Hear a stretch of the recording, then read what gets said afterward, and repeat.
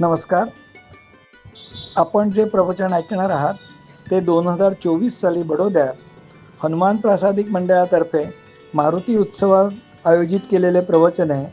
ते हे प्रवचन आपण ऐकणार आहात. नमस्कार. ऐकू येत आहे? प्रार्थना करूया. ज्यांना ज्यांना बरोबर म्हणता ती येत असेल त्यांनी सर्वांनी प्रार्थना म्हणूया. वक्रतुंड महाकाय सूर्यकोटी समप्रभ निर्विघ्नं कुरु मे देव सर्वकार्येषु सर्वदा. गणनाथ सरस्वती रवि शुक्र बृहस्पती पंचैतानि स्मरेत् नित्यं वेदवाणी प्रवर्तते. गुरुर्ब्रह्मा गुरुर्विष्णू गुरुर्देवो महेश्वरः गुरुः साक्षात् परब्रह्म तस्मै श्री गुरवे नमः.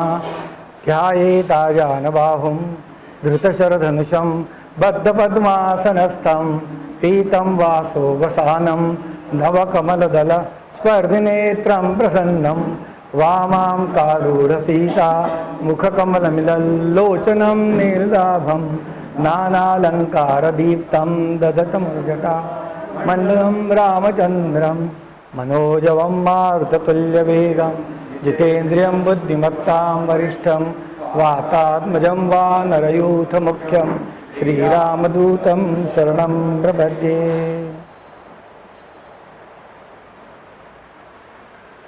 गेल्या वर्षी हनुमान प्रासादिक मंडळींनी इथे बोलवलं होतं आणि तेव्हा ते प्रवचन जे होतं ते नाममहात्म्यावर होतं. आणि ज्याचं नाव घेऊन माणूस तरतो किंवा हनुमंत पुन्हा मूळ स्वरूपात येतात. राम रामेति रामेति रमे रामे मनोरमे सहस्रनाम तत्तुल्यम रामनाम वरानने असं भगवान शंकर म्हणतात. त्या रामनामावर नाममहात्म्यावर गेल्या वर्षी प्रवचन झालं. आता यावर्षी ज्याचं नाव घेतलं त्या प्रभू रामचंद्रांच्या विषयी त्या विषयावर मी निवडला विषय. जेव्हा मला सांगण्यात आलं की खूप विषय तुम्ही निवडा, तर हा जो विषय आहे तो पूर्ण आध्यात्मिक नाही पण आध्यात्मिक आहे, राजकीय नाही पण थोडा राजकीय आहे, सामाजिक नाही पूर्ण पण सामाजिक आहे, असा हा विषय आहे. म्हणून त्याचं नाव आहे रामराज्य संकल्पना आणि वास्तव. आणि हा विषय घ्यायचं मुख्य कारण काय? 13 जानेवारीला आय थिंक रामलल्लांची प्राणप्रतिष्ठा झाली, बरोबर, मंदिरामध्ये, इफ आय मिस्टेक ना. सगळीकडे उत्सव आहे. आत्ता अयोध्येचे जर फोटो आले व्हिडिओ आले तर नुसतं उत्साहाचं वातावरण आहे. तर अशी एक भ्रामक कल्पना होऊ नये की मंदिर झालं सगळीकडे उत्सव झाला म्हणजे रामराज्य येईल का. तेव्हा मला असं वाटलं की याच्यावर आपण सखोल विचार केला पाहिजे की रामराज्य त्याची संकल्पना काय आहे आणि आत्ताचं वास्तव काय. म्हणून हा विषय जो मी निवडला आहे त्या रामचंद्रांच्या नावाचं आपण मागच्या वर्षी सगळं पाहून झालं, त्यामुळे त्याचं रिपीट करायचं कारण नाही की हनुमंतांचा कायाकल्प झाला, दगड तरले, काय काय झालं रामनामाने. आता रामराज्य विषय घेतला तर आपल्याला 2 गोष्टींकडे बघायला लागेल की बाबा रामाची संकल्पना काय, राज्याची संकल्पना काय आणि रामराज्याची संकल्पना काय. कारण मागच्या वेळेस पण मी जो विषय घेतला होता त्याच्यात जो अनुषंगाने जो श्लोक असतो त्या गोष्टी समजून घेतल्या नाही तर आपल्याला तो नॅरो डाऊन करता येत नाही सब्जेक्ट. तुम्हाला मला एक गोष्ट माफ करावं लागेल की मला सगळ्या गोष्टी मराठीत सगळे शब्द आठवणार नाहीत, त्यामुळे काही ठिकाणी इंग्लिश शब्द ऑटोमॅटिक येतील आणि तो नाईलाज देईल, तुम्ही सगळे त्याला माफ कराल. त्यामुळे म्हणजे हे कसं असतं मीडियामध्ये हल्ली की एकदा का रामलल्लांचं मंदिर आणि त्याचे व्हिडिओ फिरायला लागले की सर्वत्र नुसता एक उत्साह असतो, चांगला आहे तो. पण एकीकडे अशी समजूत होती आणि ती समजूत जर कम्पेअर करून सांगायची झाली तर मी स्वित्झर्लंडला असताना देखील किंवा इथेही भारतात कुठेतरी एखाद्या ठिकाणी हुल्लड होणार किंवा काहीतरी दंगेधोपे झाले की हे मीडियावाले सगळ्या चॅनलवर दिवसभर सकाळपासून संध्याकाळपर्यंत ते दाखवलं की लोकांना काय वाटतं, अख्ख्या भारतभर नुसते दंगेधोपे चालले, कारण मीडियाने केलेले असतात ते. तर तसंच आत्ता जे आहे ते रामनामाचं जे रामलल्लाच्या प्रतिष्ठेनंतर खरोखरच जे वातावरण निर्माण झालेलं आहे, त्या वातावरणामध्ये चुकीच्या समजुती होऊ नये असं मला वाटतं. आणि आपल्याला काय करायला लागेल रामराज्यासाठी किंवा परिस्थिती बदलायला, त्याच्याविषयी मी ही माझी मतं मांडणार आहे. मी एक अगदी स्टेटमेंट म्हणून सांगतो की मी स्वतः प्रभू रामचंद्र हे पृथ्वी तलावर होते हे मानतो. म्हणजे ते मिथ मायथॉलॉजी नाही असं माझं स्वतःचं मत आहे. ते होऊन गेले. कित्येक गोष्टी त्याला रूपकात्मक लोक चर्चा करतात, पण ते केवळ माझ्या मते रूपक नाही. नंतर ते समजायला लोकांनी त्याला रूपकात्मक समजवायला सुरुवात केली. पण प्रभू रामचंद्र हे स्वतः पृथ्वी तलावर होते. म्हणजे हा माझा स्वतःचा विश्वास आहे. मतभिन्नता असू शकते. त्या काव्यही त्याच्यावर झाली. म्हणजे वाल्मिकांचं महाभारत महाकाव्य आहे किंवा गदिमांनी हल्ली लिहिलेलं रामायण आहे, तुलसीदासांचं रामायण आहे. पण महाभारत आणि रामायण ही नुसती काव्य नाहीत. ती घडलेल्या घटना आहेत. त्याच्या घडलेल्या घटनाच्या अनुषंगाने लिहिलेली पुराणं किंवा काव्य आहेत. पण प्रभू रामचंद्र हे पृथ्वी तलावर होते. म्हणजे मी देखील पुढे काही रूपकात्मक गोष्टींची चर्चा केली तरी आधीच सुरुवातीला सांगतो की प्रभू रामचंद्र हे पृथ्वी तलावर होते असा माझा दृढ विश्वास आहे. आजच्या विषयात आपण काय बघणार आहोत किंवा कसा असेल, ज्याला आपण अजेंडा म्हणतो. सेल्सचा माणूस आहे म्हणजे त्याप्रमाणे अजेंडा ठरवतो आपण. तर राम ही संकल्पना काय प्रभू रामचंद्र, राज्याची संकल्पना काय असेल, किंवा तुलनात्मक परिस्थिती त्रेतायुगापासनं द्वापारयुगापासनं कलियुगात सध्या काय आहे, पुराणांमध्ये कलियुगाचा काय फोरकास्ट केला, आणि रामराज्य आणायचे म्हटले तर शक्य होईल का, आणि होणार असेल तर आपल्याला काय करावं लागेल. आणि त्यानंतर शेवटची प्रभू रामचंद्रांकडे प्रार्थना करू आणि मग तेव्हा माझं प्रवचन संपेल. तर प्रवचनाचा भाग हा अशा प्रकारे वाटला गेलेला आहे.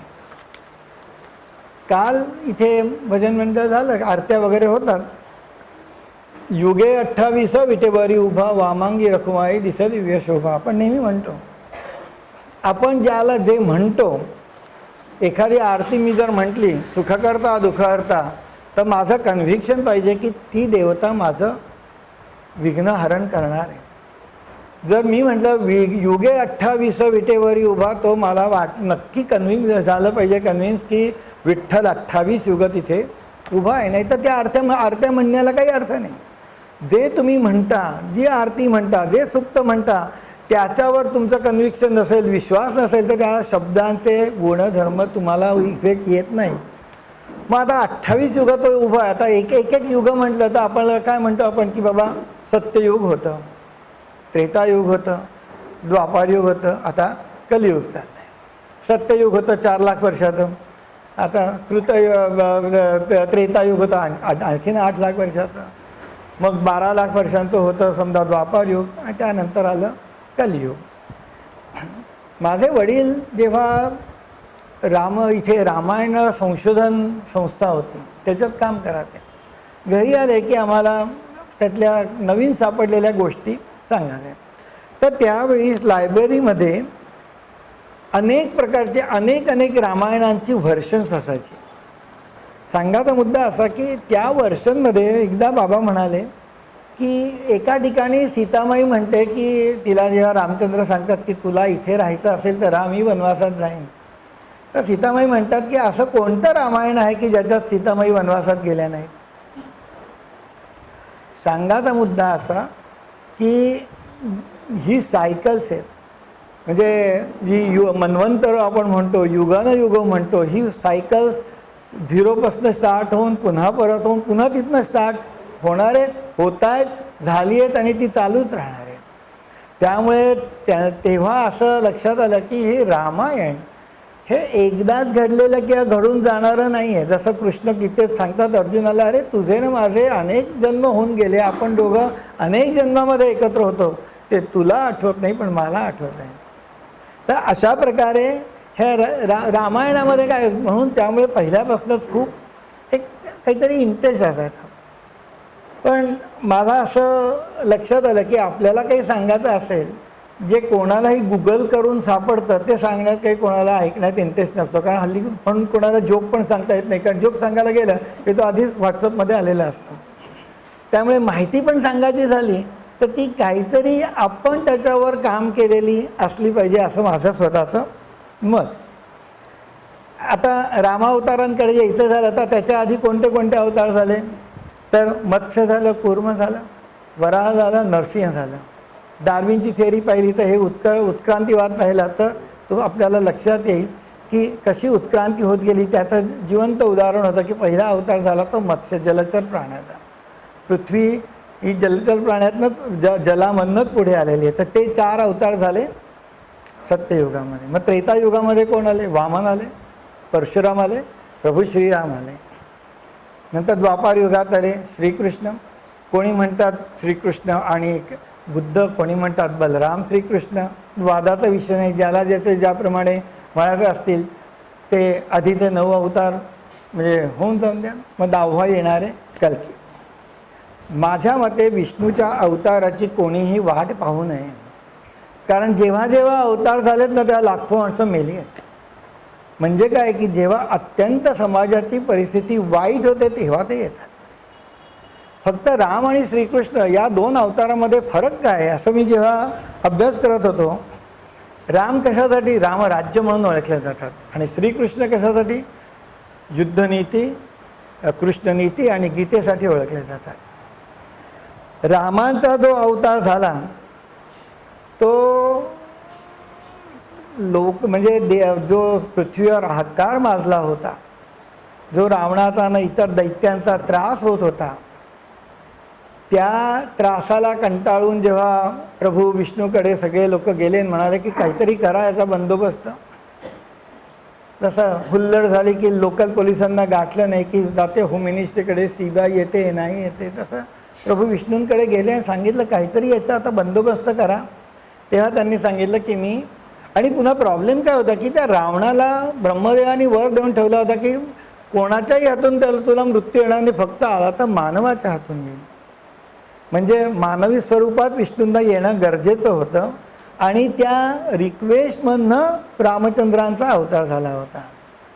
श्रीकृष्ण काय म्हणतात? यदा यदा ही धर्मस्य ग्लानिर्भवति भारत अभ्युत्थानमधर्मस्य काय म्हणतात?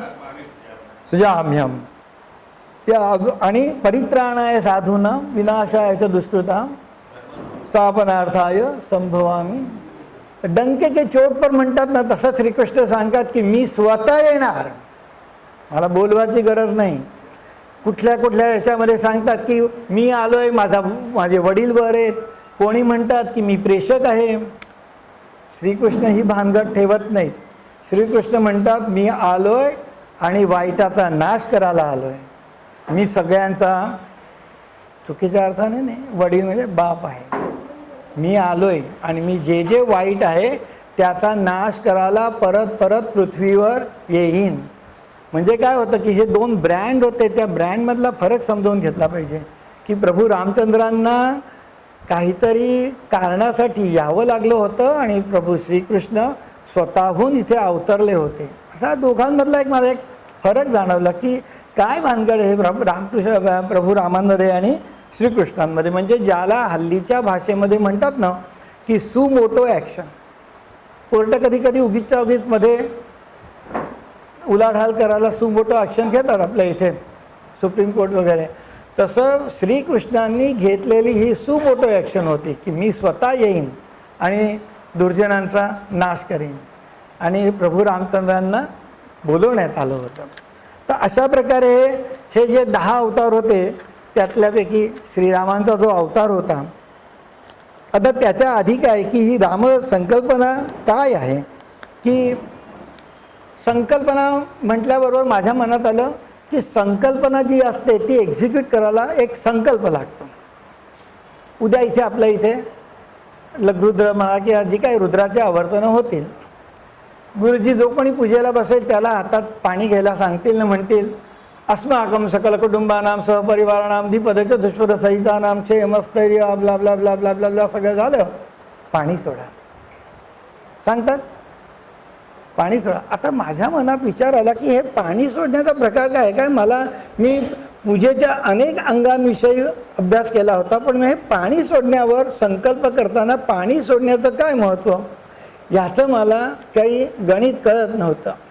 तर हे नंदूनी मला सांगितलं की बाबा तुला प्रवचन द्यायचं आहे. त्यानंतर हो म्हटलं की प्रॉब्लेम होतो, म्हणजे त्याचा अभ्यास चालू होतो. तर पाणी हे जे आहे ते मेमरी आहे पाण्याला, हे सगळीकडे प्रूव्ह झालेलं आहे की आपण जे तीर्थ घेतो किंवा जे मंत्र म्हणतो त्यांनी पाण्याचं क्रिस्टलाईन स्ट्रक्चर पूर्ण बदलतं. आता मी मुलाला नाही नातवाला सायन्स शिकवत होतो, त्यात आपण सगळेजण जनरल सायन्समध्ये वॉटर सायकल शिकतात की जे पाणी वर जातं ते खाली येतं, ते नदीच्या थ्रू ह्याच्या थ्रू त्याच्या थ्रू पुन्हा काय परवा श्रीपाद म्हणे आकाशात प्रतिदंतो यथा गच्छति सागरम. तेव्हा एकदम मला आठवलं की ते पाणी वरनं येतं, ते पुन्हा समुद्रात जातं, ते पुन्हा वर येतं, पुन्हा जातं, म्हणजे ते वॉटर सायकलमध्ये कंटिन्युअस चालू आहे.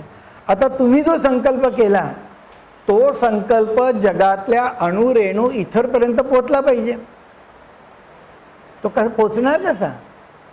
काहीही गोष्ट पोचायला काय लागतं तर मीडियम लागतं. मीडियम शिवाय कुठे काही पोचत नाही. त्यामुळे मग ते पाणी नंतर मी म्हटलं अरे पाण्याचा तर आपण आत्ता फक्त या संकल्पना आणि संकल्पासाठी विचार केला. कोणी गेलं की अंगठ्यावरनं पाणी द्या. पाण्याचा सगळीकडे हे आहे महत्त्व. कशावरही जायचं होतं, कोणी म्हटलं अरे त्याच्यावर पाणी सोड, सगळं देऊन टाकायचं आहे ना, पाणी सोड. म्हणजे पाणी ह्याच्यामध्ये बरं रामायण घडायला पण पाणीच कारण होतं. तर बिचारा श्रवणबाळ गेला पाणी आणायला आईवडिलांसाठी, बुडबुड आवाज आला, त्याला दशरथाला वाटलं की हा कोणीतरी जनावर आलाय आणि शब्दवेधी बाण मारला, पाणी गेलेल्या माणसाला मारला, शाप दिला की तुलाही असंच दुःख होईल. रामायणाला वन ऑफ द एक कारण झालं. भगीरथाने गंगा आणली, पाणीच आणलं. म्हणजे या पाण्यावर जेव्हा मी विचार केला ना की काय हे सगळं प्रत्येक ठिकाणी संकल्पाला पाणी का सोडायला लागतं, तेव्हा माझ्या लक्षात आलं. म्हणजे हे मी कुठेही वाचलेलं नाही, हे माझी फिलिंग किंवा माझं इन्व्हेस्टिगेशन, एक माझी रिसर्च करण्याची वृत्ती, त्यातले पॉईंट मी हे मांडतोय. पटणं न पटणं हा पुढचा भाग आहे. पण मीडियम म्हटलं की जसं पाणी हे मीडियम आहे कुठलीही गोष्ट कॅरी करायला, तसं लाईट आहे आणि साऊंड आहे. आपण आरती करतो म्हणजे काय करतो, आपण नादब्रह्मच करत असतो. ती एक गोष्ट लक्षात ठेवा, सायन्सला अनेक गोष्टी कळलेल्या नाही आहेत. मी एक इंजिनियर आहे तरी सांगतो, मॅग्नेटिझम आहे आणि त्याचा उपयोग करायचा इंजिनियरांना आम्हाला माहीत आहे. पण मॅग्नेटिझम कसं येतं हे आजपर्यंत कोणाला कळलेलं नाही. इलेक्ट्रोमॅग्नेट बनवता येतात, पृथ्वी हे स्वतः मॅग्नेट आहे ही काय आहे हे कोणालाही कळलेलं नाही आहे. किंवा लोखंडाला त्या मॅग्नेटजवळ लोखंड आलं की ते अट्रॅक्ट करतं, त्या लोखंडाला हे मॅग्नेट कसं काय अट्रॅक्ट करतं, अनेक त्याच्यावर एक्सप्लेनेशन शोधली गेली आहेत. पण का होतं आणि ते कोणी निर्माण केलं हे कोणालाही कळलेलं नाही. त्यामुळे या गोष्टी ज्या आहेत की आपण आरती करताना जो लाईट आहे तो लाईट, आता एक गोष्ट आपण मानतो सायन्सची, मग तेव्हा मात्र आपण सायन्स मानतो की law of conservation of mass momentum and energy, कुठलीही गोष्ट डिस्ट्रॉय होत नाही हे आपण मानतो. मग तो लाईटबरोबर किंवा प्रार्थनेबरोबर आरतीबरोबर केलेल्या ज्या संकल्पना आहेत प्रार्थना, त्याही विश्वात कुठेतरी तरंगात असणारच हे मानलं पाहिजे. आणि जर मानलं तर त्याचे गुण येणारच आहेत. म्हणजे एक समजलं आपण की बाबा हे विश्व आहे, त्याच्यात एक असं इथर मीडियम आहे, त्याच्यातनं या इथर मीडियममधनं या गोष्टी ट्रान्सफर होणार आहेत. म्हणजे अगदी उदाहरण द्यायचं झालं की समजा ही काठी आहे, अगदी बॅलन्स आहे आणि मी इथे दाबलं तर ती तिकडचा टोक वर येणार आहे. आता असं करत करत त्या काठीची लांबी मी इन्फायनेट केली तरी क्रिया तीच झाली पाहिजे. जर मी एका ठिकाणी दाबली तर दुसऱ्या ठिकाणी वर आली पाहिजे. जर इथर म्हणजे एक काहीतरी जे मीडियम आहे की ज्यांनी जग व्यापलेलं आहे त्याला तुम्ही इथर म्हणा, त्याला ब्रह्म म्हणा. तर तुम्ही जी आरती करताय, तुम्ही जे मंत्र आरत्या करतायत किंवा भजनं करताय, या सगळ्या स्पंदनांचा देखील इफेक्ट शेवटी नेचरला, कॉस्मॉसला किंवा युनिव्हर्सलला मेसेज देण्यासाठी उपयोगात येतो, जसं संकल्प करताना पाणी सोडल्यावर येतं. असं माझं ठाम मत आहे.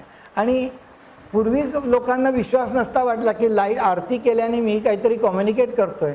पण आज मला सांगा की तुमच्या घरी येणारा प्रत्येक सिग्नल फायबर ऑप्टिकवर येतो. आणि ज्यांनी सायन्सचा अभ्यास केला आहे त्याला फायबर ऑप्टिक म्हणजे काय, त्या फायबरमधनं जाणाऱ्या लाईटमधनं साऊंड, पिक्चर, कलर सगळं ट्रान्सफर होत असतं. होतं की नाही? म्हणजेच काय की लाईट जो आहे तो इन्फॉर्मेशन ट्रान्सफर करूच शकतो आणि करतोच. मग जर फायबर ऑप्टिकमधला लाईट जर इन्फॉर्मेशन ट्रान्सफर करू शकला तर आपण देवापुढे केलेली आरतीतला लाईट का नाही करू शकणार? विश्वास पाहिजे की तो ट्रान्सफर करणारच ते. तर असं जे होतं की बाबा मला एक आवडली आयडिया की बाबा संकल्पना याचा अभ्यास करताना संकल्प म्हणजे काय याचं मला मी एक उत्तर शोधण्याचा प्रयत्न केला. कारण काय की संकल्पना म्हणजे एखादी मॅनेजमेंट पण तुमची संस्था आहे, त्यांनी एक संकल्पना केली की बाबा आपल्याला उत्सव करायचा आहे, पण पुढे सगळे स्ट्रक्चर करायला लागतं. संकल्प एक्झिक्यूट करायला तुम्हाला मशिनरी लागते, कोणीतरी डिसिजन घ्यावं लागतं. म्हणजे तो संकल्प प्रत्यक्षात आणायला कोणी लागतं आणि ते डिसिजन घ्यायचं म्हणजेच संकल्प. त्यामुळे संकल्पना जी आहे रामाची संकल्पना, हा संकल्प कुठेतरी एक्झिक्यूट होतोय आणि तो झाला. तो कसा झाला ते आपण बघू. आता काय की जसं म्हणतात की विश्वाची उत्पत्ती हे हल्लीचे लोक म्हणतात बिग बँग थेरी. अनेक लोकांनी शब्द ऐकला असेल बिग बँग थेरी. म्हणजे कुठेतरी म्हणे की अत्यंत म्हणजे नॅनो साईजमध्ये अशी एनर्जी होती की जी ज्या एक्सप्लोजन झाल्यानंतर विश्व निर्माण झालं. आता विश्व तर निर्माण केलं तुम्ही म्हणता बिग बँगमध्ये, पण शेवटी जड आलं तर जड आणि चैतन्याचा कुठेतरी तर कोरिलेशन झालं पाहिजे ना. की नुसतंच जडातनं काय विश्व निर्माण झालं, काय दगड फिरायला लागले, नुसते ग्रह फिरायला लागले तर ते काही विश्व नाही म्हणता येणार. म्हणजे त्या विश्वाबरोबर जेव्हा विश्व निर्माण झालं त्या विश्वामध्ये चैतन्य निर्माण झालं. म्हणजे जड आणि चैतन्य या गोष्टी विश्वामध्ये ज्या आल्या त्याच्यातनं पुढे जे सरकत गेलं ते चैतन्य होतं. तेच चैतन्य पुढे जे आलं ते प्रभू रामचंद्र हे जे होते ते शुद्ध चैतन्य होते. कोणाच्या घरी आलं? दशरथ, की ज्यांनी 10 इंद्रिय जिंकली आहे त्याच्या घरी. मुलगी कोणाची? तर राजा जनक. राजा जनक म्हणजे पूर्ण तो राजयोगी होता. जेव्हा राजा जनकाने प्रभू रामचंद्रांना पाहिलं तेव्हा त्यांच्या मनात आकर्षण निर्माण झालं. तर जनकाला प्रश्न पडला की समत्वम योग उच्चतेतला माणूस की ज्याच्यामध्ये कुठल्याही प्रकारचा विकारच नाही, त्याच्यासाठी राणी काय ना त्याच्या घरातला नोकर काय, एक पाय अग्नीत एक पाय राणी दाबतीये असा तो जनक. तो म्हणे की ज्या अर्थी मला त्या व्यक्तीकडे बघून आकर्षण निर्माण झालं ती कोण असेल तर ज्याचं ध्यान शंकर करतात ते प्रभू रामचंद्रच असले पाहिजे, विष्णूच असले पाहिजे. नाही तर म्हणे माझं मन म्हणजे जनकाला इतका विश्वास होता स्वतःवर की जर माझ्या मनामध्ये तरंग निर्माण झाले आणि माझ्या मनामध्ये कोणाविषयी जर आकर्षण निर्माण झालं तर ती व्यक्ती केवळ महाविष्णूच असू शकते. असा कॉन्फिडन्स असलेला जनक, त्याची मुलगी सीता. त्यामुळे हे रामाचं जे अस्तित्व आहे ते त्या सीतेशी लग्न होणारे हा एक मोठा प्रोग्राम होता. म्हणजे काय होतं की माझ्या मते की एक रचलेला अल्गोरिदम ज्याला आपण म्हणतो ना सॉफ्टवेअरमध्ये, तो होता की 4 भावांनी यायचं एक महाप्रोग्राम होता की शुद्ध चैतन्य स्वरूपामध्ये श्रीरामांनी यायचं आहे, लक्ष्मणाने विवेक स्वरूपात यायचं आहे, तो दुसऱ्या ह्याच्यामध्ये त्याला शेषनागाचं प्रतीक म्हणतात आहे, त्यामुळे प्रत्येक वेळेस चिडत असतो पण तो विवेकी असतो अतिशय. शत्रुघ्न अतिशय शूरवान कीर्तिवान असतो आणि भरत जो आहे तो सेवाभक्तीवाला. तर असे प्रभू विष्णूंच्या अवताराबरोबर 4 जण ते पृथ्वीतलावर येणार होते आणि आले. तर पण प्रभू श्रीराम जे आले ते मानव स्वरूपात आल्यामुळे त्यांना मर्यादा होत्या आणि त्या त्यांनी मर्यादा पाळल्या, म्हणूनच त्यांना मर्यादा पुरुषोत्तम म्हणायला लागले. आता असे असून देखील मर्यादा पुरुषोत्तम आहेत आणि मानव स्वरूपात आलेत, म्हणजे त्यांना नॅचरली कोणीतरी शिकवलंच पाहिजे, गुरु पाहिजेत. त्यांना मिळाले वसिष्ठ, त्यांना मिळाले विश्वामित्र. वसिष्ठांनी त्यांना पूर्ण ज्ञान दिल्यानंतर अचानक श्रीरामांच्या मनात गौतम बुद्धासारखं वैराग्य निर्माण झालं आणि ते म्हणे मला काही करायचं नाही. तेव्हा वसिष्ठांनी त्यांना समजवलं की का नाही करायचं, तू काय वनात गेला तर भुके राहणार आहे, म्हणजे घरचं जेवण नाही तर फळं तर खावीच लागणार आहे, कुठेतरी झोपायला झोपडी बांधावीच लागणार आहे, राजवस्त्र नाही घातली तर वल्कलं घालावीच लागणार आहे. चेंज काय होणार आहे, तू कशापासून मग वैराग्य घेणार आहेस? वैराग्य जे घ्यायचं आहे ते कुठेही राहून घ्यायचं आहे. तू राजा आहेस, तुला असं पळपुट्यासारखं वनात जाऊन वैराग्य घ्यायचं नाही आहे, तुला राजा म्हणूनच यायचं आहे. राजा म्हणून ते आले. विश्वामित्र, आता विश्वामित्र हे स्वतः आधी क्षत्रिय होते माहिती आहे, जन्मतः राजर्षी होते, ज्ञानाने ते ब्रह्मर्षी झाले. विश्वाचा मित्र की संपूर्ण विश्व ज्याचा मित्र आहे ते विश्वामित्र. म्हणजे विश्वामित्र म्हटलं की विश्वामित्राच्या जागे मागे साक्षात चैतन्य आणि विवेक, राम आणि लक्ष्मण जाणार, याच्यात काही नवईत नाही. कारण ज्याचा जो संबंध विश्वाचा मित्र, ज्याचं हृदय इतकं शुद्ध झालेलं होतं, ऋग्वेदामध्ये ज्यांनी गायत्री मंत्रासारखा मंत्र ऋषी विश्वामित्रांनी दिला, ते विश्वामित्र रामांना शिकवण्यासाठी मागायला आले. सगळ्यांना कथा तर या माहितीच आहेत, अनेक निरनिराळ्या प्रकारच्या गोष्टी त्यांनी रामांना शिकवल्या. सगळं झालं, सीतेचं लग्न झालं. आता राम आले, एक मास्टर प्रोग्राम होता आणि दशरथाच्या मनात अचानक काय आलं की बाबा रामाला राज्याभिषेक करायचा. आता देवांनी कुठला तरी एक प्रोग्राम तर केला होता, हा प्रोग्राम डिस्टर्ब होणार हे लक्षात आलं. म्हणजे ज्याला आपण हल्लीच्या प्रोग्राम एखाद्या वेळेस नाही, आपला कॉम्प्युटर हँग होतो, फ्रीज होऊन जातं. एकदम लक्षात आलं की जे कोणी महाविष्णूंनी काय जी केली होती योजना ती आता गडबड होणार आहे. आणि जर प्रभू रामचंद्र राजा झाले की ज्याच्या हाताशी लक्ष्मण आणि शत्रुघ्नसारखे योद्धे आहेत, ते तर कधी राजमहालातनं बाहेर पडणारच नाहीत. मग ते रावणाला तर फक्त रामच मारू शकणार. मग प्रॉब्लेम होऊन बसेल, सगळ्या गोष्टी आहेत त्या कॉम्प्लिकेटेड होतील. हे जेव्हा वरती लक्षात आलं, अल्गोरिदम लिहिणाऱ्या देवांना, ब्रह्मदेवाला, काय महादेवांना, तेव्हा सगळ्यांनी, आपण नॉर्मली काय म्हणतो विघ्नहर्ता, आपण विघ्नहर्त्याकडे जातो, गणपतीकडे. हे सगळे देव कुठे गेले माहिती आहे? विघ्नेश्वरी देवीकडे गेले. आणि त्या विघ्नेश्वरी देवीला सांगितलं की बाबा you have to come in action. हे प्रभू रामचंद्र वनवासात गेलेच पाहिजेत, कारण त्याच्यासाठीच त्यांचं ते प्रोग्रामिंग झालं आहे, त्याच्यासाठीच त्यांचा जन्म झाला आहे. त्यांना राजा होऊन आत्ता चालणार नाही आहे या दशरथाला. आणि मग कुठलाही व्यक्ती असतो ना, तो किती हार्ड अँड फास्ट असला ना, तर त्याला नातू झाल्यावर तो सॉफ्ट होऊन जातो. स्वतःच्या मुलांना धपाटे मारणारे जे वडील असतात, तो नातू रडला की त्यांना चालत नाही. तर दशरथाला काय फार उशिरा मुलगा झाला होता हे सगळ्यांनाच माहिती आहे. कलोकियल गोष्टी सोडल्या तरी ऐन वेळेस त्याचं हृदय असं झालं की तर प्रभू रामचंद्रांना राजा करावा. राज्याभिषेक केला की सगळा प्रोग्राम फ्रीज होणार होता. मारणार कोण रावणाला? तो वनात गेल्याशिवाय. आधी काहीतरी त्यांनी योजना केली, लगेच आपण ज्याला म्हणतो ना बॅकअप प्लॅन बी एक्झिक्युशनमध्ये आणण्यासाठी देवांनी विघ्नेश्वरीला सांगितलं खाली जा आणि असं काहीतरी कर की रामांना वनवासात जावंच लागेल. काही वाईट नव्हती, ती विघ्नेश्वरी आली. तिने आता आपण माहिती आहे सॉफ्ट टार्गेट म्हणतो, हल्ली इंटरनॅशनल जी काय कृत्य घडतात त्याच्यात देखील सॉफ्ट टार्गेट बघतात की कुठल्या माणसाला फोडता आलं तर आपल्याला कारवाया करता येतील. अशी ती विघ्नेश्वरी आली खाली, तिने सॉफ्ट टार्गेट शोधलं. ती सॉफ्ट टार्गेट होती मंथरा. मंथराला तिने घेतलं आणि मंथरा आली कैकेयीकडे आणि ज्या काय कन्व्हेन्शनल गोष्टी आहेत त्याप्रमाणे तिला सांगायला लागली की बा तू कसला आनंद घेऊन बसली आहेस रामाला राज्याभिषेकाचा, तुझा मुलगा तर राजा नाहीच होणार ना. मंथराचं बोलणं कैकेयी ऐकायला तयार नव्हती. जेव्हा अकांड तांडव केला की माणूस नॅचरली पॅटिंग करतो, जवळ जातो, स्पर्श करतो आणि म्हणतो बाबा शांत हो.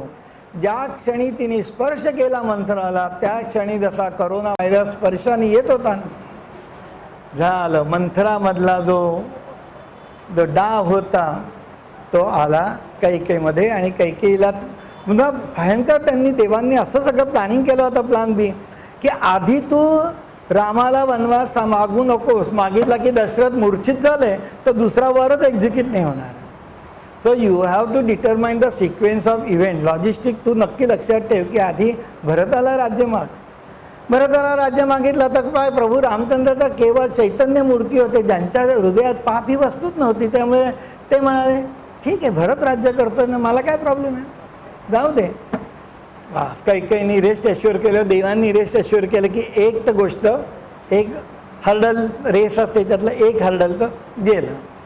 दुसरा वर मागितला की प्रभू रामचंद्रांना वनवासात पाठवायचं आहे. ते झाल्याबरोबर पुढचं रामायण घडाला जी सुरुवात झाली ती सगळ्यांना माहिती आहे. तर हा जो प्रोग्राम होता तो कशासाठी होता, तर दुष्टांना नष्ट करण्यासाठी. आणि आणि त्यांना माहीत होतं देवांना की काय, रघुकुलरी तर सदा चली आई, काय प्राण जाय पर वचन न जाय. दशरथाने तिला वचन दिलंय की तू मागशील ते 2 वर मी देईन, ही रघुकुलाची रीत आहे. आणि त्याचा फायदा घेऊ आता आपण आणि कैकेयीकडनं ते वर एक्झिक्यूट करून घेऊन प्रभू रामचंद्रांना वनात पाठवू. आणि प्रभू रामचंद्र जर वनात गेले तरच हा पुढे रावणाचा नाश होणार आहे. एक गमतीची गोष्ट या रामचंद्राच्या जन्माविषयी अशी सांगतात, आज चंद्रोदय आहे ना, लोकही कमी आहेत, उपास आहे, की रामाचा आणि ते आपल्या सगळ्या सायंटिस्टनी रामनवमीच्या दिवशी रामांवर सूर्याचा तिलक वगैरे झाला, फार छान. म्हणजे इट वॉज काय म्हणतात सायंटिफिक अचिव्हमेंट, खूपच छान होतं. प्रत्यक्षात काय म्हणतात कथा आहे की सूर्य पण थांबला, पुढेच जाईना. सगळेजण देवादेव सगळे प्रभू रामचंद्रांचं दर्शन घ्यायला स्थिर झाले, सूर्यही स्थिर झाला. आता सूर्य स्थिर झाला तर संध्याकाळ कशी होणार. तेव्हा तो गेला चंद्र विष्णूंकडे, म्हणे की हे नाही बरोबर आहे की मी इथे वाट पाहतोय, त्याला म्हणून पुढे जा, नाही तर मी कधी दर्शन घेणार. तेव्हा त्यांनी त्याला अश्युरन्स दिले म्हणे की पुढचा जन्म रात्री 12ला येईल, तेव्हा तू असशील आणि फक्त देवकी आणि वसुदेव जागे असतील आणि सूर्याला 8-10 तास थांबायला लागेल दर्शन घ्यायला. म्हणून प्रभू रामचंद्रांनी त्याला सांगितलं, या कथेकडे एक काय की प्रिडिक्शन म्हणून बघता येईल किंवा एक थोडंसं लाईटली बघता येईल, पण एकाचा जन्म दुपारी 12 वाजता झाला, दुसऱ्याचा जन्म रात्री 12 वाजता झाला. एकाला तळपता सूर्य बघायला थांबला होता, एकाला शीतल चंद्र बघायला थांबला होता. तर असे हे प्रभू रामचंद्र. आणि त्यामुळे विघ्नेश्वरीच्या कृपेने प्रोग्रामचं एक्झिक्यूट करायला रेडी होते. प्रभू रामचंद्र वनात जाणारच होते. बरं गंमत काय आहे की आपल्याला वाटतं की कैकेयीमुळे रामायण घडलं, पण तसं नाही आहे. जेव्हा एखादी गोष्ट वाईट घडत असते तेव्हा आजूबाजूच्या लोकांना नाही तर फॅमिलीलाही माहीत असतं की हा आपल्या घरातला माणूस जो पैसा आणतोय तो भ्रष्टाचाराने येते काय. बायको म्हणजे जर एखाद्या माणसाला नवऱ्याला जर पगार 50,000 असेल आणि त्याच्याकडे मर्सिडीज जर 35 लाखाची नाही ना 75 लाखाची असेल तर बायको काही इतकी मूर्ख नसते की हा पैसा कसा येत असेल. किंवा आई पण एवढी मूर्ख नसते की हे कुठेतरी काहीतरी गडबड आहे. रावणाच्या आईला माहीत होतं की ही चालली आहे ती गडबड आहे. तर तिने सांगितलं होतं की त्या शूर्पणखाला की तुझ्याकडनंही प्रयत्न कर की हा मानवरूपी नारायण आहे तो लंकेपर्यंत पोहोचेल. त्यामुळे Shurpanakha was also a plan. म्हणजे ती काही अशी रावणाच्या आईने तिला सांगितलं होतं की तू जाऊन हे कार्य कर की रामाला राग आणायचा एक, त्याला रामाला लक्ष्मणांना रावणाविषयी चीड आली पाहिजे आणि ते पोचले पाहिजे. जेव्हा सीताहरण झालं होतं तर रावणाचा नाश करायला. आणखीन पण एक अशी कथा आहे की बऱ्याच काळानंतर रावणालाही स्वतःला कळलं होतं की मी जे करतोय ते वाईट आहे. कारण त्यांनी काय केलं होतं, भगवान शंकरांकडे प्रचंड शक्ती मागितली पण चांगली बुद्धी नाही मागितली. म्हणून नेहमी मुलांना सांगताना काय सांगितलं पाहिजे की सकाळी खूप शक्ती दे आणि चांगली बुद्धी दे, कारण नुसती बुद्धी कामाची नाही. राम आणि रावण दोघांमध्ये होतं अग्नितत्वच, आरच होता दोघांमध्ये. म्हणजे जे मणिपूर चक्राचं बीज आहे, अग्निचक्राचं बीज, तेच दोघांमध्ये होतं, राम आणि रावण. फरक कशात होता? फक्त इंटेन्शनमध्ये, त्यांच्या मोटिव्हमध्ये फरक होता. त्यामुळे रावणालाही कळलं होतं की मी चूक केली आहे, पण तो एक गोष्ट त्याची म्हणजे असं जे संशोधन केलं, वाचली बरीच पुराणं पुस्तकं, तर असं लक्षात येतं की तो स्वार्थी नव्हता. तो मग त्याने विचार केला, जर मी शरण गेलो तर माझ्या आजूबाजूचे जे सगळे माझे राक्षस कुलातले बाकीचे लोक आहेत ते तसेच राहतील, त्यांना कोण मारणार? मी शरण जाऊन काहीच फायदा नाही, कारण मी शरण गेलो तर ते तसेच राहतील. एकदा शरण आलेल्याला तर रामचंद्र मारत नाहीत. मग प्रभू रामचंद्रांच्या हातून त्या सगळ्या दुष्टांचा जर नायनाट करायचा असेल तर एकच आहे, शत्रुभक्ती मी केली पाहिजे. म्हणजे कसं, एखाद्यावर खूप प्रेम केलं की तो माणूस सतत आपल्या हृदयात बसतो, तसं एखाद्या माणसाला खूप हेट केलं की म्हणतं तुमच्याच हृदयात बसतं, कारण तुम्हाला सतत असं वाटतं याला मी खाऊ का गिळू. तसं रावणाने शत्रुभक्ती केली, त्याला माहीत होतं की मी जाणार आहे. पण त्यांनी काय युद्ध केलं, मेघनाथलाही कळलं होतं, इंद्रजितला, की हे कोणी साधेसुधे नाही आहेत. हे जे दोघं आलेत मनुष्य, ते कोणीतरी दैवी पुरुष आहेत. ते केवळ ब्रह्मदेवाचा रावणाला जो मिळालेला वर आहे त्याचं पालन करण्यासाठी आलेले हे स्वतः प्रभू विष्णू आहेत.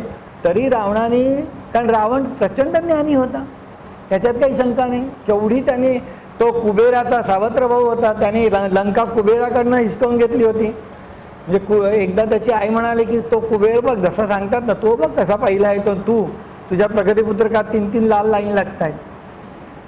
तसंच एक्झॅक्टली रावणाच्या आईने सांगितलं की तो कुबेर बघ सोन्याची लंका बनवून बसला आहे आणि तुम्ही तिघं, तू विभीषण आणि कुंभकर्ण काहीच करत नाही. असं म्हटल्याबरोबर जे या तिघा भावांचा जो अभिमान दिवसला गेला, त्यांनी हजारो वर्ष तपस्या करून रावणाला ज्या शक्ती प्राप्त झाल्या त्याच्यात त्यांनी केलं काय, कुबेराला पहिल्यांदा हिसकावून टाकलं आणि लंका स्वतःकडे घेतली. त्यामुळे रावण काय साधासुद्धा नव्हता, त्याला सगळं माहीत होतं की आपण कोण आहोत आणि हा कोण आहे. तर अशा प्रकारे हा राम प्रोग्राम जो आहे तो एक्झिक्यूट झाला. राम पृथ्वीतलावर होते, जाणार होते. पण एक गोष्ट लक्षात, काल इथल्या एका भजनामध्ये एक परीस शब्द येत होता एकसारखा. कुठलं तरी भजन म्हणताना तो तुलसीदास परीस असं काहीतरी एक भजन येत होतं. गुरु आणि परीस याच्यामध्ये परीस हा मोठा नसतो, कारण परीस जर हा असला, याला लोखंडाला लावलं तो त्याला सोनं करतो, पण त्याला परीसाच्या क्वालिटी नाही देत. परीस स्वतःच्या मेजर क्वालिटी ज्या आहेत त्या स्वतःकडेच ठेवतो, दुसऱ्याला तो सोनं करेल पण तो त्याच्या क्वालिटी देत नाही. पण गुरु कसा असतो, दुसऱ्याला गुरुत्व आणतो तो गुरु. त्यामुळे रामाला लाभले कोण? गुरु. वसिष्ठ आणि विश्वामित्र ज्यांनी ऋग्वेद लिहिले. त्यामुळे रामाला, आणि मानवरूपी त्यांचं शरीर होतं, त्यामुळे गुरुची तर आवश्यकता असतेच. इव्हन गुरु दत्तात्रयांनी जर 24 गुरु केले तर रामकृष्णांना गुरु हवेच होते. तेव्हा असे वसिष्ठ, असे रामचंद्र, विश्वामित्र यांनी प्रभू श्रीरामांना शिक्षण दिलं, तयार केलं, निरनिराळ्या प्रकारच्या विद्या दिल्या. आपल्याला असं वाटतं की का दिल्या, तर त्याचं मेन कारण परत परत सांगायचं की ते मनुष्य जन्मात आल्यामुळे त्यांना या सगळ्या गोष्टी मर्यादा पाळणं जरुरी होतं. मर्यादा सोडल्या माणसाने की तप कामाला येत नाही, स्वार्थ कामाला, ज्ञान कामाला येत नाही, भक्ती कामाला येत नाही. म्हणजे थोडक्यात म्हणजे काय, एखाद्या माणसानी, कलेक्टरने असो का पोलीस सुपरिंटेंडंट असो का पॉलिटिशियन असो, त्यांनी त्याच्या खुर्चीच्या बाहेर मर्यादा सोडून जेव्हा तो एक्स्ट्रा गोष्टी कमवतो तेव्हा लक्षात ठेवायचं की तो बाकीच्या कितीही गोष्टी त्यांनी केल्या, ज्ञानाच्या केल्या, भक्तीच्या केल्या, त्यागाच्या केल्या, वैराग्याच्या केल्या, कुठल्याही गोष्टी कामाला येत नाहीत जर तुम्ही मर्यादा सोडली. मर्यादा म्हणजे तुम्ही जिथे आहात, जे तुमचे पावर आहे, जे तुम्ही खरोखर केले पाहिजे, करू शकता, त्या चौकटीत राहूनच तुम्ही राहिला पाहिजे. तुम्ही जेव्हा तुमच्या पावरचा दुरुपयोग करायला लागता याचा अर्थ तुम्ही मर्यादा सोडली. आणि प्रभू रामचंद्रांनी मर्यादा कधीही सोडली नाही, आणि म्हणून त्यांना म्हणायचं आहे मर्यादा पुरुषोत्तम. एकवचनी होते, एकपत्नी होते, एकबाणी होते, आणि कमिटमेंट. एकदा ठरवलं, सांगितलं की मी तुझ्यासाठी हे करणार म्हणजे करणार. आणि आजच्या हल्लीच्या जगात सगळ्यात मिसिंग गोष्ट काय आहे तर कमिटमेंट. म्हणजे अगदी साधी गोष्ट सांगतो की हल्ली कोणाचा विश्वास नाही. म्हणजे किती नसतो की जर तुम्ही एखाद्या माणसाला सांगितलं की बाबा माझ्याकडे परवा तू येशील ना नक्की इलेक्ट्रिकलचं काम करायला, तुम्हाला मनात हे माहीतच असतं तो हो म्हणतोय, पण कदाचित त्याला हे रिपेअरिंगच्या कामाच्या जागी जर अख्खं 300-400-500 रुपयाचं मोठं काम मिळालं तर तो येणार नाही. आणि हीच गोष्ट छोट्यापासून मोठ्यापर्यंत आहे. Commitment is missing. म्हणजे अक्षरशः कुठल्याही म्हणजे हल्ली मुंबईत पण डॉक्टर जे मोठ्या मोठ्या हॉस्पिटलला अटॅच असतात, तुम्ही अपॉइंटमेंट घ्या, तो जर 15, 16, 20 किलोमीटर ड्राईव्ह करून येणार असेल तर तो फोन करतो आज किती अपॉइंटमेंट आहे. जर तिने सांगितलं एकच आहे की तो ऐन वेळेस सांगू शकतो की डॉक्टरांना आज एक इमर्जन्सी ऑपरेशनला येणार नाही आहे. घडतात गोष्टी. कमिटमेंट गेल्या. रामराज्यात रामाच्या कमिटमेंट होत्या त्या कमिटमेंट राहिल्या नाहीत. आणि तो मोठ्यात मोठा रामाचा गुण होता प्रयत्नाचा प्रसाद. प्रभू रामचंद्र हे म्हणजे सगळ्या गोष्टी माणसाने मिळवल्या पाहिजेत. कुठलीही गोष्ट मफतमध्ये मिळत नाही. त्यामुळे रामराज्यात देखील प्रत्येकजण काम करून कमवत होतं. प्रभू रामचंद्र स्त्री हत्या करत नव्हते. पण जेव्हा ती तारका समोर आली, विश्वामित्रांनी सांगितलं की स्त्री असली तरी जेव्हा ती समाजाला घातक आहे तेव्हा तिला संपवलंच पाहिजे. आणि हल्ली देखील आताही स्त्रिया ज्या असतात म्हणजे कविता म्हणण्याच्या ऐवजी त्या कविता असतात आतमध्ये. कारण काय की त्यांनी स्त्रीत्वाचा देखील दुरुपयोग केलेला असतो. कोणाची मुलगी असो, पॉलिटिशियनची मुलगी असो, तिने दुरुपयोग केला की हल्ली शिक्षा तर होणारच. त्यावर विश्वामित्रांनी सांगितलं स्त्री आहे पण ह्याचा अर्थ की किती अपराध केले म्हणून तिला माफ करावे असं नाही आहे. त्यामुळे तू हिला साफ कर.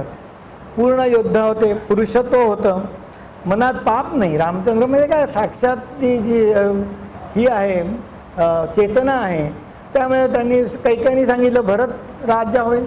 मस्त, तुला वनात जायचं आहे वा, याच्याहून उत्तम काय म्हणे की मला ऋषीमुनींचा साथ मिळेल, आशीर्वाद मिळतील, मला नदी किनारी फिरता येईल, वनात जाता येईल. म्हणजे त्यांच्या मनात पाप हे काही शुद्ध चैतन्य राम, त्यामुळे त्यांच्या मनात पाप असण्याचं संभवत नाही. पण असं होतं का रामांना भावना नव्हत्या? भावना होत्या. कारण मनुष्य जन्मात आल्या की त्यांना कधीतरी त्या भावना दाखवायलाच लागतात. सीतेचं जेव्हा हरण झालं त्या क्षणी जे रामाचा जो हे आहे दुःख जे आहे त्यांनी जे व्यक्त केलेलं आहे ते असीम होतं. म्हणजे की ते जरी साक्षात विष्णू होते, त्यांना माहीत होतं, तरी देखील ते त्यांना मनुष्य रूपात असल्यामुळे त्यांनी दुःख व्यक्त केलं. जटायूंनी जेव्हा सांगितलं की बाबा अशी अशी या बाजूला गेली आहे, जेव्हा कळलं की अजून सीता जिवंत आहे त्या क्षणी त्यांनी ठरवलं सगळ्या पूर्णपणे शत्रूचा नायनाट करून तिला सोडवून आणेल. ते जे भावना होत्या त्या फार टेम्पररी होत्या, थोड्यापुरत्या होत्या, त्या जास्त त्यांनी टिकून नाही दिल्या पण होत्या. उत्तम संघटक होते. त्यांनी किती ट्रायबल लोकांना एकत्र केलं. जंगलातनं जाताना प्रभू रामांना भेदभाव असा नव्हता. आणि आपण जे म्हणतो की जंगलात जाताना त्यांनी शबरीची उष्टी बोरं खाल्ली. उष्टी बोरं म्हणजे काय होतं की बेसिकली ती वनात राहणारी होती. जसे हे लोक आपले नक्षलाइट्स असतात जंगलात, त्यांना इन्फॉर्मेशन देणारे लागतात ना, कारण ते लोक हाईड अँड सीकचं गेम करत असतात. त्यामुळे शबरीला त्या प्रदेशाचं तिथल्या लोकांना असलेल्या विद्यांचं पूर्ण ज्ञान होतं. ते त्या शबरीने प्रभू श्रीरामांना वाटलं. ती तिने उष्टी बोरं वाटली होती. मला नाही वाटत की तिने प्रत्येक रिअली गोड आहे का आंबटे खाऊन दिलं असेल. बहुतेक तिने स्वतःचा ज्ञानाचा जो अनुभव आहे तो त्यांना शेअर केला. आणि रामचंद्र असे होते की कोणाकडनंही जे शिकता येईल ते शिकायचं. आणि असंही नव्हतं की माफ करायचं म्हणजे किती माफ करायचं. जेव्हा त्यांचा पारा गेला आणि जेव्हा समुद्र 3 दिवस प्रार्थना करून रस्ता देत नव्हता तेव्हा त्यांनी बाण काढला. आणि समुद्राला माहीत होतं की एका बाणामध्ये अख्खा समुद्र ड्राय होईल. म्हणजेच काय, it was as good as a nuclear power, की त्याची हीट केवढी झाली पाहिजे की समुद्र ड्राय करायचं म्हणजे. तेव्हा प्रभू रामचंद्रांना ते सहनशील होते, पण त्यांचे जे ताकद होती. एक गोष्ट लक्षात ठेवावी, माणूस त्यालाच घाबरतो ज्याच्या अंगात ताकद आहे. जो दुबळा माणूस असतो, ज्याच्या अंगात स्वतःच्याच अंगात काही ताकद नाही, तो जेव्हा म्हणतो मी माफ केलं, त्या माफीला अर्थच असतो, त्याला लढण्याची ताकदच नसते. तो माफ काय करणार? माफ तोच करू शकतो ज्याच्या अंगात शक्ती आहे. ज्याच्या अंगात शक्ती नाही तो माणूस माफ करू शकत नाही. त्यामुळे ही सगळी कामं स्वीकारताना त्यांनी आणखीन एक गोष्ट लक्षात ठेवली होती की कोणाला काय काम द्यायचं. मी माझ्या एका स्विस बॉसला सांगायचो, people don't know what they don't know. तर तो मला म्हणाला की काय सांगतो तू, मला काही कळत नाही. People don't know what they don't know. म्हटलं लोकांना हे माहीतच नसतं, त्यांना काय माहीत नाही आहे. म्हणजे काय? तर म्हटलं तुम्ही जेव्हा एखाद्याला काम सोपवता तेव्हा तो हो म्हणतो. तो हो म्हटला, त्याला हे माहीतच नसतं की ते काम काय, त्याला काय लागणार आहे. तुम्ही सांगताय म्हणून तो हो म्हणतो. काम देणाऱ्याची जबाबदारी आहे की त्याला कळलं पाहिजे की या माणसाला ते जमणार आहे का नाही जमणार आहे. कारण लोक भावनेच्या भरात, बॉसच्या अंडर प्रेशर, लोकांमध्ये वाईट दिसू नये म्हणून हो म्हणतात. बट त्यांना हे माहीत नसतं की त्यांना काय माहीत नाही आहे. आणि असं जे होतं ते प्रभू रामचंद्रांच्या बाबतीत नव्हतं. त्यांना प्रत्येक योद्ध्याचं पूर्णपणे माहिती होती की काय करू शकेल, काय करू शकणार नाही. आणि देह कसा होता? 8 ते 10 फूट उंच. ते शिवधनुष्य होतं 10 फुटाचं. हल्ली 10 बाय 10च्या खोल्या असतात. ते शिवधनुष्य होतं 10 फूट. जर अजान बाहू म्हणजे ज्यांनी मेकॅनिक्स शिकलेले आहेत, त्या लिव्हरचे त्यांना हे माहिती आहे की जर एवढा मोठा अजान बाहू असेल, त्याच्यावर ते शिवधनुष्य धराचं असेल तर काय ताकद असेल माणसामध्ये. त्याच्यावर प्रत्यंश चढवायची म्हणजे काय ताकद असेल. तर प्रचंड शक्तिवान तो महापुरुष होता. असं नव्हतं की राजा होता म्हणून आपला बसलाय. हल्ली जसे असतात की 7वीपासनं झालेला पण शिक्षण मंत्री असतो वगैरे, अशा सगळ्या गोष्टी आता कलियुगात घडतात. की ज्यांनी कधीही NCCचा फुल फॉर्म माहीत नसलेलाही डिफेन्स मिनिस्टर असतो. प्रभू रामचंद्र 10 फूट उंच, 10 फुटी हातात धनुष्य धरणारे होते. महाबली होते. म्हणजे विद्वान तर होते, सगळी शस्त्रास्त्र शिकलेले होते, पण फिजिकली पण महाबली होते. असे ते प्रभू रामचंद्र होते. तर अशा प्रकारे ही रामाची संकल्पना म्हणजे रामाच्या आता आपल्याला क्वालिटी कळल्या की आपल्याला राम ही संकल्पना कळते. आता राम एकदा संकल्पना कळली की रामराज्याची काय संकल्पना असेल. योगक्षेम जे काय वहाम्यहम आपले ह्याची LICचं स्लोगन आहे ना, कमवा आणि ते टिकेल, मी रक्षण करीन. कृष्ण सांगतात द्वापार युगात रामचंद्रांच्या राज्यामध्ये पण प्रत्येक माणूस कमवू शकत होता आणि त्याचा वाढ होत होती, त्याचं रक्षण होत होतं. कारण रामराज्यामध्ये योगक्षेम होतं. हल्ली प्रत्येकाला भीती असते की जर मी घेतली मर्सिडीज तर छोट्या गावात पुन्हा खंडणी मागणारे असतात, मोठ्या गावांमध्ये मोठे असतात, इंटरनॅशनल लेवलला इंटरनॅशनल खंडणी बांधर असतात. आणि तुम्हाला माहीत असतं कोणाची हिंमत जात नाही पोलिसांकडे जायची, होत नाही का. जर तो 2 कोटी मागत असेल तर पोलिसात म्हणतील प्रोटेक्शन द्यायला काय मिळेल. म्हणजे हल्ली विश्वास राहिला नाही यंत्रणेवर. तेव्हा विश्वास होता की मी कितीही कमवलं तरी माझं रक्षण होणार आहे. प्रभू रामचंद्र आहेत योगक्षेम माझं बघायला. त्यामुळे प्रभू रामचंद्रांच्या राज्यामध्ये काय काय होतं. आता प्रभू रामचंद्र हा कसा ज्याला म्हणता येईल एक ब्रँड होता. ब्रँड म्हणजे काय की आपण प्रभू रामचंद्राच्या वंशात कोण कोण होऊन गेले. हरिश्चंद्र होऊन गेला, दिलीप होऊन गेले, रघुवंश म्हणतात, रघु होऊन गेले, अजय होऊन गेला, दशरथ झाले, राम झाले, अनेक होऊन गेले. पण कोणी असं म्हणतं हरिश्चंद्र राज्य, कोणी असं म्हणतं भरत राज्य नाही म्हणत. भारत नाव आहे पण राज्य म्हणून जर ब्रँड असेल तर तो रामराज्याचाच आहे. कारण काय की प्रत्येक वेळेस प्रत्येक ठिकाणी ते अवतार होत नाही. तर जेव्हा रामांचा अवतार झाला तर मी काही गोष्टी याच्यातनं काढल्या म्हणजे पुस्तकातनं. निरनिराळ्या रामराज्यामध्ये कोणालाही कोणी चोऱ्या करेल म्हणून जंगलात पळून जावं लागत नव्हतं. रामराज्यामध्ये प्रत्येकाला तो डिझर्विंग असेल, रिझर्वेशनची गरज नव्हती. डिझर्विंग माणसाला सगळ्या गोष्टी मिळत होत्या आणि त्याचं रक्षण होत होतं. कोणालाही हुशार माणसाला रामराज्यामध्ये लंकेत जाऊन नोकरी करायला लागत नव्हती किंवा अमेरिका किंवा ऑस्ट्रेलियामध्ये जावं लागत नव्हतं. कारण प्रत्येक जो कॅपेबल आहे त्याला मिळवता येत होतं आणि मिळवलेल्या माणसाचं संपत्तीचं रक्षण होत होतं. असं होतं हे रामराज्य. रामराज्यामध्ये काय काय होतं आता या आपण इमॅजिन करायच्या गोष्टी, म्हणून मी पद्मपुराण, विष्णुपुराण, भागवत पुराण अनेक पुराणं गेल्या 8-10 दिवसात वाचून त्याच्यात काय असू शकतील त्या जस्ट जॉट डाऊन केल्यात. अकाली मृत्यू नव्हता, त्यामुळे प्रोग्राम नसणार. आणि रामाच्या विषयी काय म्हणतात की म्हणजे ह्या नंतरचा आहे खरं युद्धाचा वेळेस, पण एकदा कुंभकर्ण म्हणतो रावणाला, तू कशाला ही भानगड करतो, तू रामाच्या वेशात जाऊन सीतेला आपल्याशी कर ना. तर रावण म्हणतो त्या व्यक्तीविषयी मी विचार केला ना तरी माझ्या मनातली दुर्बुद्धी जात राहते. मी त्याचं रूप घ्यायचा प्रयत्न केला की माझ्या मनातनं सीतेला काहीतरी वाईट करायचे विचारच निघून जातात. म्हणजे मी कदाचित प्रयत्न करून पाहिला की मी मायेनी रामासारखं व्हायचा प्रयत्न केला, पण मी रामासारखा जरी रूप घ्यायचा प्रयत्न केला तरी माझ्या मनातले विकारच निघून जातात.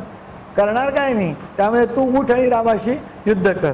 म्हणजे काय, रोगराई नाही, भय नाही, वृक्ष, शेती भरपूर, सर्वांचे हृदय करुणेने भरलेले. हल्ली इथे आमचा राजू बसला ना, ते सगळे HR लोक पूर्वी इंटेलिजंट क्वेश्चन मापाचे, मग इमोशनल क्वेश्चन मापायला लागले. त्या काळामध्ये इमोशनल क्वेश्चन वगैरे वापरायची गरजच नव्हती, सगळ्यांना करुणा होती एकमेकांविषयी. त्यामुळे सगळेजण म्हणजे तेव्हा IQ आणि EQ ह्याच्या टेस्ट नव्हत्याच, आणि DQ डिजिटल क्वेश्चनची गरज नव्हती. सगळ्यांना भावनाच कळत होत्या, त्यांना व्हॉट्सअप ग्रुपची गरज नव्हती समजायला समोरच्याला काय होतं आहे, त्यांना आपोआप समजत होतं. त्यामुळे असा, आणि यज्ञ म्हणजे काय, रामराज्यात यज्ञ व्हायचं म्हणजे आपण मागच्या वेळेस पाहिलं, यज्ञाला काय लागतं, मंत्र लागतो, तंत्र लागतं, यंत्र लागतं, तेव्हा यज्ञ होतो. यज्ञ म्हणजे एनर्जी कन्व्हर्शन, यज्ञ म्हणजे दुसरं तिसरं काही नाही.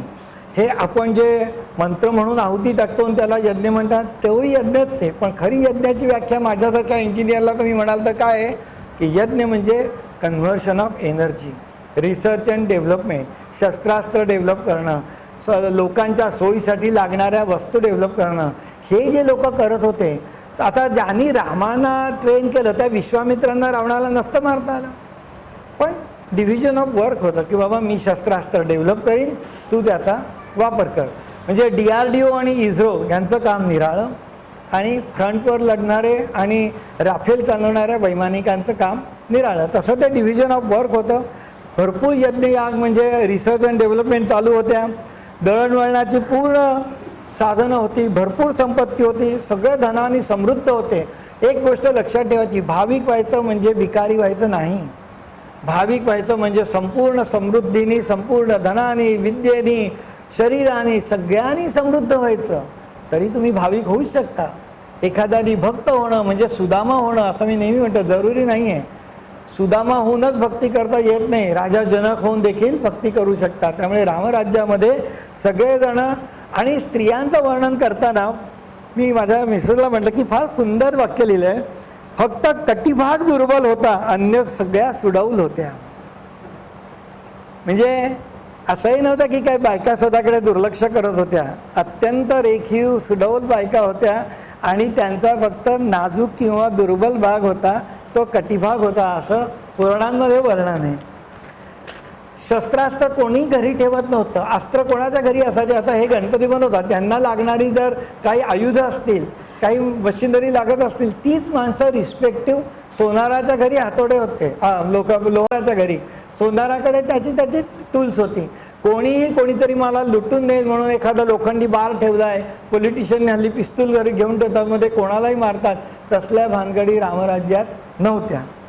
तळी भरलेली होती, सगळं काही होतं.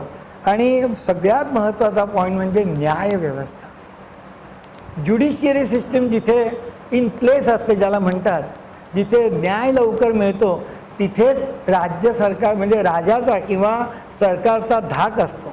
आपल्या इथे आपल्याला माहिती आहे काय करायचं ते करून घे, मी पाडली तुझी भिंत, जा कोर्टात. म्हणजे तो माणूस जातो, त्याची ती पिढी जाते, त्याचा मुलगा जातो कोर्टात, कधी कधी नातवापर्यंत जातो. इथे सूर्या हॉटेलचा मालक, एकदा त्याच्याकडे केस झाली होती की एक माणूस म्हणे तुम्ही 14 वर्षाहून लहान आहे, त्याला कामावर ठेवला. ती केस कधी आली माहिती आहे, त्या माणसाला मुलगा झाल्यावर हिअरिंगला आली. घडलेली गोष्ट बडोद्यात. तो माझा मित्र आहे, सूर्याचा मालक, माझा क्लासमेट होता. तो म्हणे की भाई खबर છે તને આજે કોર્ટમાં શા માટે જવાનું છે કે 40 વર્ષ પહેલાં મારા બાપા જ્યારે હતા ત્યારનો એક 14 વર્ષના છોકરાને અમે રાખ્યું છે અંડર 14 બાળ कामगारने, त्याची केस आता त्याला मुलगा आहे ती आली आहे म्हणे. या गोष्टी जोक नाहीत, इंडियामध्ये या गोष्टी रियालिटी आहेत. त्यामुळे या जर रियालिटी असतील तर न्याय व्यवस्था जिथे पक्की इन प्लेस नाही, म्हणजे असं नाही म्हणत की आपल्या इथे कोर्टामध्ये न्याय मिळत नाही, पण delayed justice is neglected justice असंच आहे ते. त्यामुळे कोणाला भीती कायद्याची वाटते, जा कोर्टात म्हणतात, कारण माहितीच आहे. तो वकील पण म्हणतो, ते कायद्याचं बोला म्हणून मराठी पिक्चर होता, कोणी पाहिला असेल तर, मकरंद अनासपुरेचा. त्याच्यात तो वकील म्हणतो की अरे तू इतक्या लवकर का केस निपटतोय, एका केसवर माझ्या मुलाचं अख्खं इंजिनिअरिंगचं एज्युकेशन झालं. तर अशा न्यायव्यवस्था असल्यानंतर लोकांची हिंमत होत नाही, कुठेच जायची हिंमत होत नाही. सामान्य माणसाची तिथे न्यायव्यवस्था पक्की होती. आता कलियुगात परिस्थिती कशी असेल त्यांनी फोरकास्ट केलेलं आहे. हां, भविष्य पुराणात किंवा भागवतामध्ये हे माझे शब्द नाही आहेत, मी आपला अभ्यास करत होतो की कारण आधी त्यांनी आज काय होतं बघा काय लिहिलं आहे. धर्म सत्य पवित्र आचरण क्षमा दया आयुष्य बल स्मरणशक्ती यांचा नाश होईल. लोकांना लवकरच सगळे रोग लागतील. अल्झायमर डिस म्हणजे त्यांनी अनेक रोगांची नावं लिहिली आहे, मी घेत नाही. द्रव्य हेच मनुष्याचे बल होईल. कुलशील सद्गुण यांचे माप द्रव्याने होईल. धर्म न्याय निवाडा बलाने होईल. अनेक व्यवहार कपटाने होतील. फटकल बोलणाऱ्या माणसाला प्राधान्य मिळेल. आपण मराठी चॅनलला बघतो, एक जण सकाळी येऊन असं असं करत प्रेस कॉन्फरन्स देत असतो. वाईट शब्द वापरले, भलत्या असेल त्याला अरे तुरे म्हटलं की असं वाटतं की हा माणूस फार मोठा विद्वान आहे आणि लोकांना ते बोललेलं खरं वाटायला लागतं. त्यामुळे लोक त्याला महत्त्व द्यायला लागतात. तो फक्त फटकल बोलत असतो म्हणून तो माणूस. आणि द्रव्यहीन हे दुर्जनाचं लक्षण होऊन बसेल. दांभिकपणा म्हणजे सुधारणा ठरेल. स्वतःचे पोट भरणे हाच पुरुषार्थ ठरेल. धिटाईने बोलले की सत्य मानले जाईल. तुम्हाला आठवत असेल तर एक मध्यंतरी एक मेंबर ऑफ पार्लमेंटने जिने स्वतःची ईमेल ID दिली, ती तिचं मेंबर ऑफ पार्लमेंट जायच्या आधी जर तुम्ही जर लोकसभेतली भाषणं ऐकली तर काय तावातावानी बोलायची ती बाई, प्रचंड. की समोरच्या माझ्या कित्येक मित्रांनी जे अगेन्स्ट मोदी होते त्यांनी मला ती पाठवली, बघ कशी बोलते, ती जे इतक्या तावातावानी बोलते ते सत्यच असलं पाहिजे. ती बाई आज जेलात आहे किंवा तिचं सगळं घरदार जे गव्हर्नमेंटनी दिलेलं गेलेलं आहे. त्यामुळे लोक म्हणजे हे तेव्हा प्रिडिक्ट केलेलं आहे. अधिकारी लोक स्त्रिया व द्रव्य यांच्यावर घाले घालतील. त्यामुळे अशा प्रकारे. आणि नेचर इंग्लिशमध्ये खूप छान शब्द आहे, नेचर. नेचर नेचर म्हणजे माणसाचा नेचर आणि नेचर म्हणजे जो निसर्ग. जेव्हा माणूस स्वतःच्या नेचरच्या अगेन्स्टमध्ये जातो तेव्हा नेचर त्याच्या अगेन्स्टमध्ये जातो. माणसाने स्वतःचा नेचर सोडला की नेचरचा नेचर सोडतो, हे नक्कीच आहे. जो समाज कर्मबंधन पाळतो, जो समाज शिस्त पाळतो, त्या त्या देशावर कधीही तुम्हाला पावसाची अवकुळा आणि दुष्काळ येत नाहीत. कारण तुम्ही जी कर्म करतात त्यातनं तो नेचर येतो. निसर्ग हा तुमच्या कृतीचा रिझल्ट आहे. त्यामुळे कलियुगात हे होणारच आहे. त्यामुळे ते आधीच सांगितलेलं आहे. त्यामुळे आता वास्तवाकडे आपण येऊ. मी घड्याळाकडे काही बघतोय पण वास्तव काय हल्लीचं, म्हणजे जे तर तुम्ही जर खरोखर अभ्यास केला तर बेशिस्तीची बजबजपुरी असेल. आता काय होईल की नियमांचा भंग करून त्यातून सुटका करण्यासाठी सेटिंग लावणं, पटवणं, ॲडजस्ट करणं, सांभाळून घेणं, मी आहे ना कर, या वाक्यप्रचारांना महत्त्व आलेलं आहे. तुमचा एक चांगला मित्र असू द्या कस्टममध्ये, मग तो ड्युटी सेट करून घेतो, तुम्ही येणार आहे तेव्हा तो बरोबर राहतो ड्युटीवर आणि तुम्हाला क्लिअर करत होता. असं कित्येक वेळा अशा गोष्टी घडतात की मी आहे ना, असे येतात ना पेपरात, मेरा नाम क्यों पूछते हो, तुमको मालूम है मैं किसका बेटा हूँ. म्हणजे या गोष्टी जेव्हा कलियुगात आहेतच. आणि आपल्याला असं वाटतं की अनधिकृत बांधकामं आपल्या गल्लीतही आहेत, सगळीकडे आहेत, काय दिसत नाही. मी तर म्हणतो की ज्या म्युन्सिपाल्टीनी ग्रामपंचायतींनी करोना काळामध्ये प्रत्येकाला घरात बंदिस्त करून ठेवलं, इतक्या इफिशियंटली जर त्यांना डिझास्टर मॅनेजमेंट लॉ जर इम्पोज करता येत असेल तर त्यांना बाकीचे कायदे नाही इम्पोज करू शकता येणार. हे जे लोक बसले त्यांना ते रिॲक्टिव्हच काम करतात. म्हणजे तुम्ही कंप्लेंट केली तर ते येऊन बघणार. स्वतःहून त्यांना सुमोटो बघाचं कधीही दिसत नाही का? दिसतं.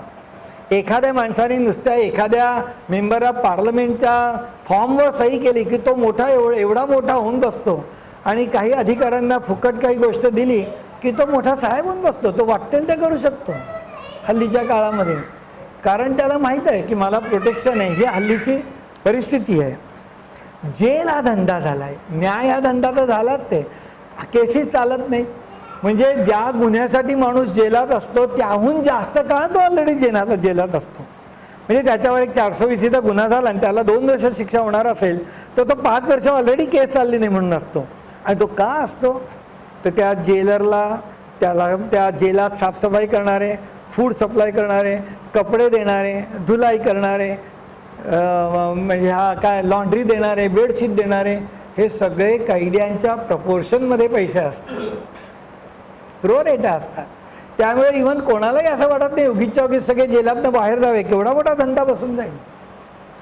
त्यामुळे हुलिगन कुठला गेम असा राहिला की युरोपमध्ये तर पोलीस ठेवायला लागायचं. इंग्लंड आणि जर्मनीची फुटबॉलची मॅच असली की पोलिसांना गेम नाही पाहायचा की हुलिगन कोण मध्ये येईल ना बाटल्या फेकेल. म्हणून हे सगळे नियम आले की काचेच्या बाटल्या न्यायच्या नाही, प्लास्टिकच्याच न्यायच्या, पाण्या पण न्यायचं नाही, अमुक पण न्यायचं नाही. का? तर लोकांची सहनशीलताच गेली, सगळीकडनं सहनशीलता गेली. फार्मामध्ये रिसर्च पेपर पब्लिश करायचे, स्टॅटिस्टिकली जे रिसर्च अँड डेव्हलपमेंट सेंटर आहेत त्याला एखाद्या फार्मा कंपनीने फंड केला की त्यांना हवा त्या मेडिसिनचा रिसर्च पब्लिश करायचा. हे सगळं झालं आपल्या इथे कलियुगामध्ये. फेक स्कूल आल्या, फेक युनिव्हर्सिटीज आल्या, फेक डॉक्टर्स आले, काय काय म्हणून फेक नाही आलं.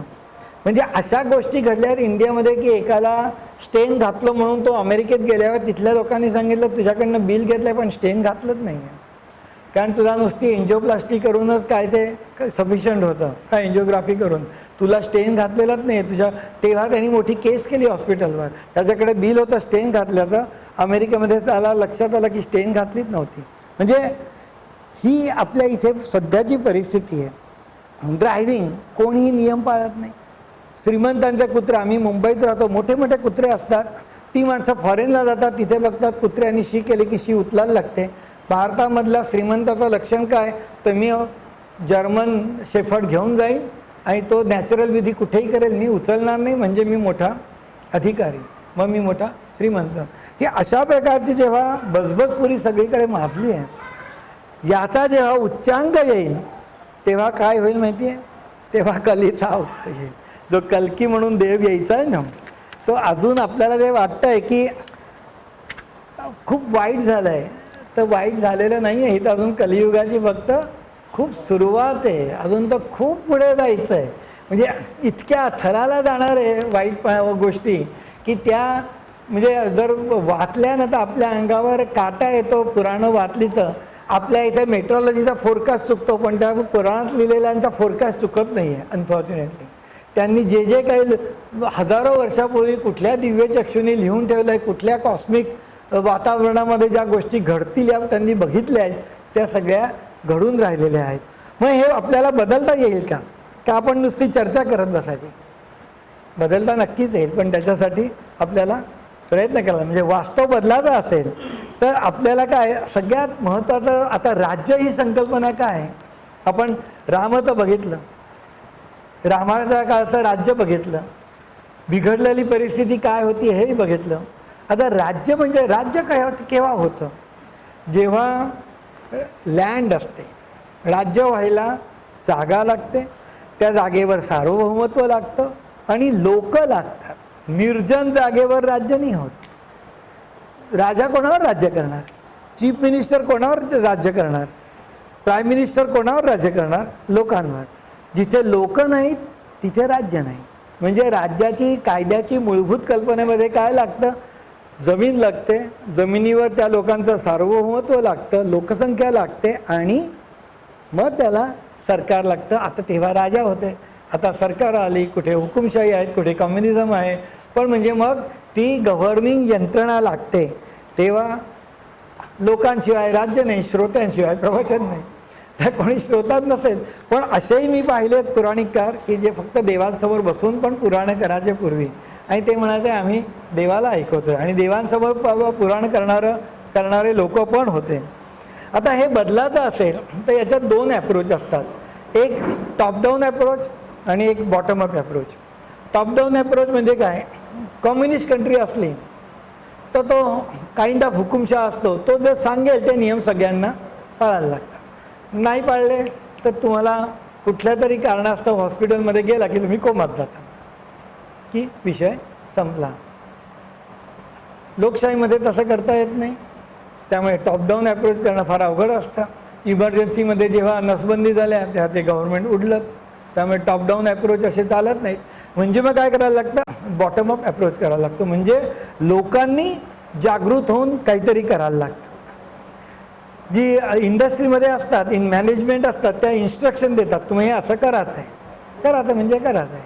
शाळेची शिक्षण समिती असते, ती टीचरांना सांगते की तुम्ही गीता शिकवायची नाही आहे म्हणजे नाही शिकवायची. हिंदूंचं धार्मिक शिक्षण द्यायचं नाही म्हणजे नाही द्यायचं, कारण तो टॉप डाऊन ॲप्रोच आहे. बॉटम अप ॲप्रोचमध्ये लोक स्वतःला चेंज करायचा प्रयत्न करतात. आता युरोपमध्ये आपल्या इथे हे चेंज करायला का अवघड आहे. युरोपियन युनियन म्हणजे शेंगन, हल्ली बरेच जण सगळे फॉरेनला जातात त्यामुळे माहिती झालेलं आहे. शेंगन कंट्रीचा 36 देशांचा विसा एक आहे. त्यांची सगळी मिळून पॉप्युलेशन 350 मिलियन असेल, 400च्या आत म्हणजे 35 कोटी. आपली पॉप्युलेशन रोज प्राईम मिनिस्टर नंबर सांगत असतात, त्यामुळे सगळ्या हल्ली काय शाळेतल्या दुसरीच्या मुलापासून सगळ्यांना 140 कोटी लोक हे माहीत झालं आहे. त्यामुळे आपली पॉप्युलेशन 140 कोटी आहे सगळ्यांना माहीत झालं आहे, कारण आपले सगळे मिनिस्टर हल्ली रोज ते सांगत असतात की सगळ्यांचा विकास झाला पाहिजे 140 कोटींचा. 140 कोटींच्या लोकांमध्ये सुप्रीम कोर्ट किती, एक दिल्लीला. युरोपियन युनियनमध्ये सुप्रीम कोर्ट किती, प्रत्येक देशाचं एक, 36. आपल्याला फॉरेनच्या कित्येक गोष्टी माहीत आहेत पण त्या आपल्याला आणायच्या नाही आहेत, कारण त्या राज्यकर्त्यांना सोयीच्या नाही आहेत. का म्हणून एखाद्या पादऱ्याला राहणाऱ्या माणसाने केससाठी सुप्रीम कोर्टासाठी दिल्लीला जावं, हायकोर्टासाठी अहमदाबादला जावं, कधी कोणी विचार करतं? आणि तुम्हाला सांगतो, हे माझं स्वतःचं मत आहे आणि मी त्याच्यावर ठाम आहे, कुठलीही पार्टी आली तरी ह्याच्यात चेंज नाही करणार, कारण त्या सगळ्यांना हे सोयीचं आहे. लहानातल्या लहान कॉर्पोरेटरपासनं, मेंबर ऑफ पार्लमेंटपासनं किंवा असेंब्लीवाला, कोणालाही स्ट्रक्चरल चेंजेस खरे नको आहे, कारण ते केले तर त्याला म्हणतात डिसेंट्रलायझेशन ऑफ पॉवर होईल. म्हणजे जे रामराज्यात होतं, लोकांना न्याय मिळत होता, लोकांची बोलणी ऐकली जात होती, ते चालू झालं तर त्यांचा वचक काय राहणार, त्यांच्या मुलांचा वचक काय राहणार. त्यामुळे आपल्याला वाटतं की न्यायसंस्था खूप सुधारली पाहिजे. सुधारणार नाही, 70 वर्षात सुधारले नाही, अजूनही 30 वर्ष निघून जातील. सगळ्यांना माहिती आहे कलोगियन सिस्टीम बरोबर नाही आहे, कोणी चेंज करतं आहे. जजला अपॉइंट करतात, तुझ्या मुलाला मी करीन, माझ्या मुलाला तू कर, तुझ्या मुलाला हा करेल, याला हा कर, चाललं आहे. एक सुप्रीम कोर्ट, पेपरात आपण किती जणांची नावं ऐकतो, हा अंगठी गेला, तो गेला, तो गेला, तो सिब्बल गेला. म्हणजे प्रत्येक वेळेस काही केस झाली की एक 5-10 वकिलांची नावं सतत देशासमोर असतात. 140 कोटी लोकांच्या देशामध्ये एक भूषण, एक हा, एक तो, एक ते, एवढेच काय न्यायाधीश वकील आहेत. ज्याला कोटरी म्हणतात, त्यांनी आपली न्यायसंस्था सगळी कब्जा करून ठेवलेली आहे. आणि त्याच्यातनं रुलिंग पार्टी असो का अपोजिशन असो, बाहेर कोणाला सहजासहजी पडायचं नाही आहे, कारण ते सगळ्यांना माफक आहे. हा एक कटू सत्य आहे, पण ते सगळ्यांना माफक आहे. बदलायला खूप वेळ लागेल. मग बदलायचं असेल तर काय, ही 3 सर्कल आहेत ना, ती 3 सर्कल जनरली काय दाखवतात की तुम्हाला बदल करायचा असेल तर तुम्हाला पहिलं सर्कल असतं जे तुम्ही स्वतःत बदल करायचा. दुसरं सर्कल आहे ते तुम्ही ज्याच्यावर इन्फ्लुएन्स करू शकाल त्या गोष्टीत बदल करायचा. आणि तिसरी गोष्ट आहे ती काय आहे तर जे तुम्हाला बदल करता येत नाही ती ॲक्सेप्ट करायची. तुम्हाला स्वतःत कुठला बदल करता येतो, आणि हे बदल सगळ्यांना सारखेच लागू आहेत. व्यक्तीला स्वतःत बदल केला पाहिजे, स्वतः कशावर इन्फ्लुएन्स करतो त्याच्यात बदल केला पाहिजे, किंवा ज्याच्यात काही करता येत नाही ते सोडून दिलं पाहिजे. संस्थेलाही तेच लागू पडतं. म्हणजे या सर्कलमध्ये बदलत काय जातं तर व्यक्तीच्या जागी संस्था येते, संस्थेच्या जागी कॉर्पोरेशन येतं, कॉर्पोरेशनच्या जागी राज्य सरकार येतं, राज्य सरकारच्या जागी केंद्र सरकार येतं.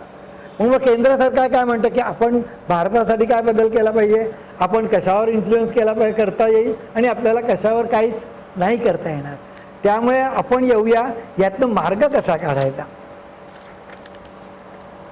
कारण काय की आपण असं म्हणतो की टीका तर सगळेच जण करतात. समजा मी अभ्यास केला आणि ठरवलं की बाबा रामायण काळ रामराज्य असं होतं, कलियुग इतकं वाईट आहे, इतकं सगळं खराब झालेलं आहे, हे सांगून इथनं उठून जाण्यामध्ये का प्रवचन ते काय केलं.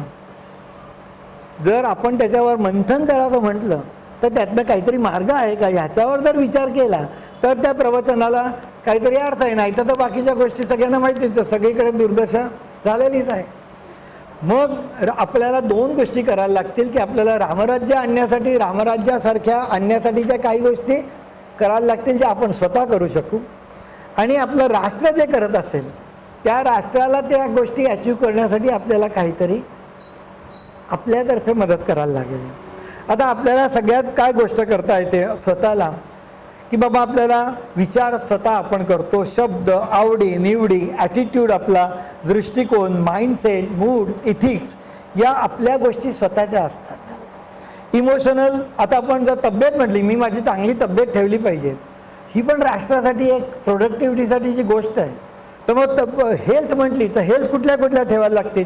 फिजिकल हेल्थ चांगली ठेवायला लागेल, सोशल हेल्थ चांगली ठेवायला लागेल, इंटेलेक्च्युअल हेल्थ चांगली ठेवायला लागेल, स्पिरिच्युअल हेल्थ चांगली ठेवायला लागेल, इमोशनल हेल्थ चांगली ठेवायला लागेल, ऑक्युपेशनल हेल्थ चांगली ठेवायला लागेल.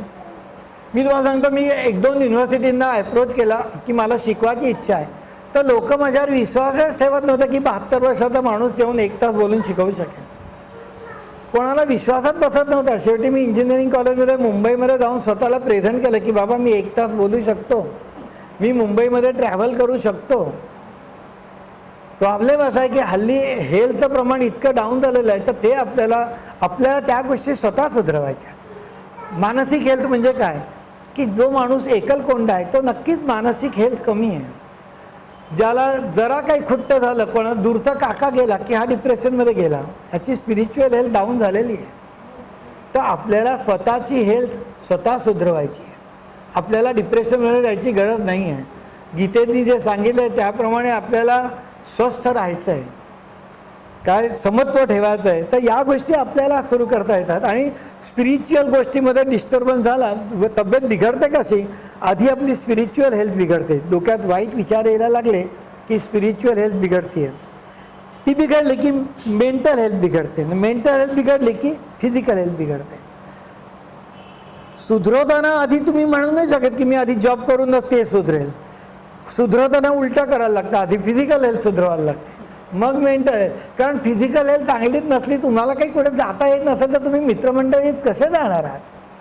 मग तुम्हाला ती मेंटल हेल्थ कशी सुधरवताना उलटं सुधरवायला लागतं, बिघडताना वरनं बिघडतं, सुधरवायला खालनं सुधरवायला लागतं. तर आपल्याला स्वतःला काय करता येईल, तर स्वतःत लहान लहान चेंजेस करता येतील जर आपल्याला वाटत असेल. म्हणजे हे माझे अनुभव जे मी काही काही व्हिडिओमधनं दिलेले आहेत ते सांगतो.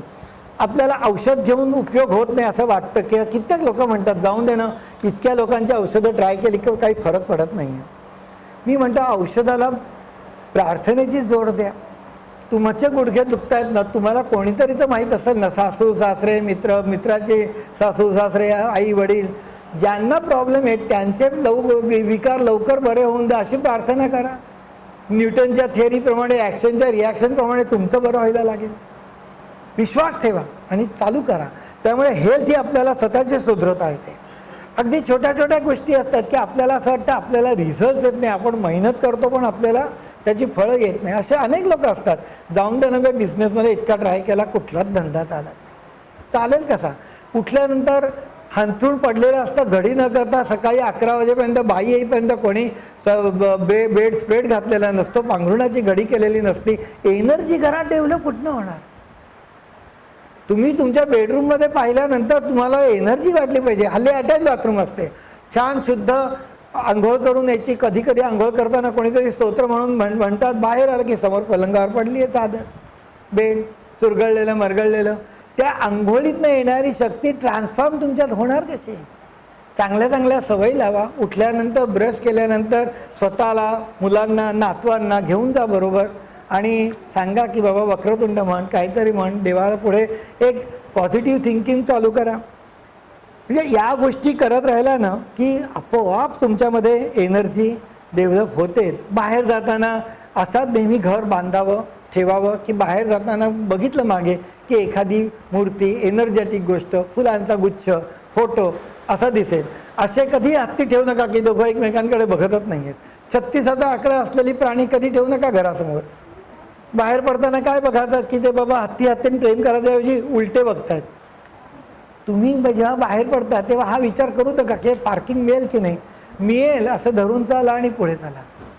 कारण काय की तुम्ही निगेटिव्ह थिंकिंग तुम्ही जर म्हणाला की मला पार्किंग मिळेल, की जे एंजल असतात ना ते काम करत असतात तुमच्यासाठी. कोणीतरी तिथनं निघून जातो आणि तुम्हाला पार्किंग मिळतं.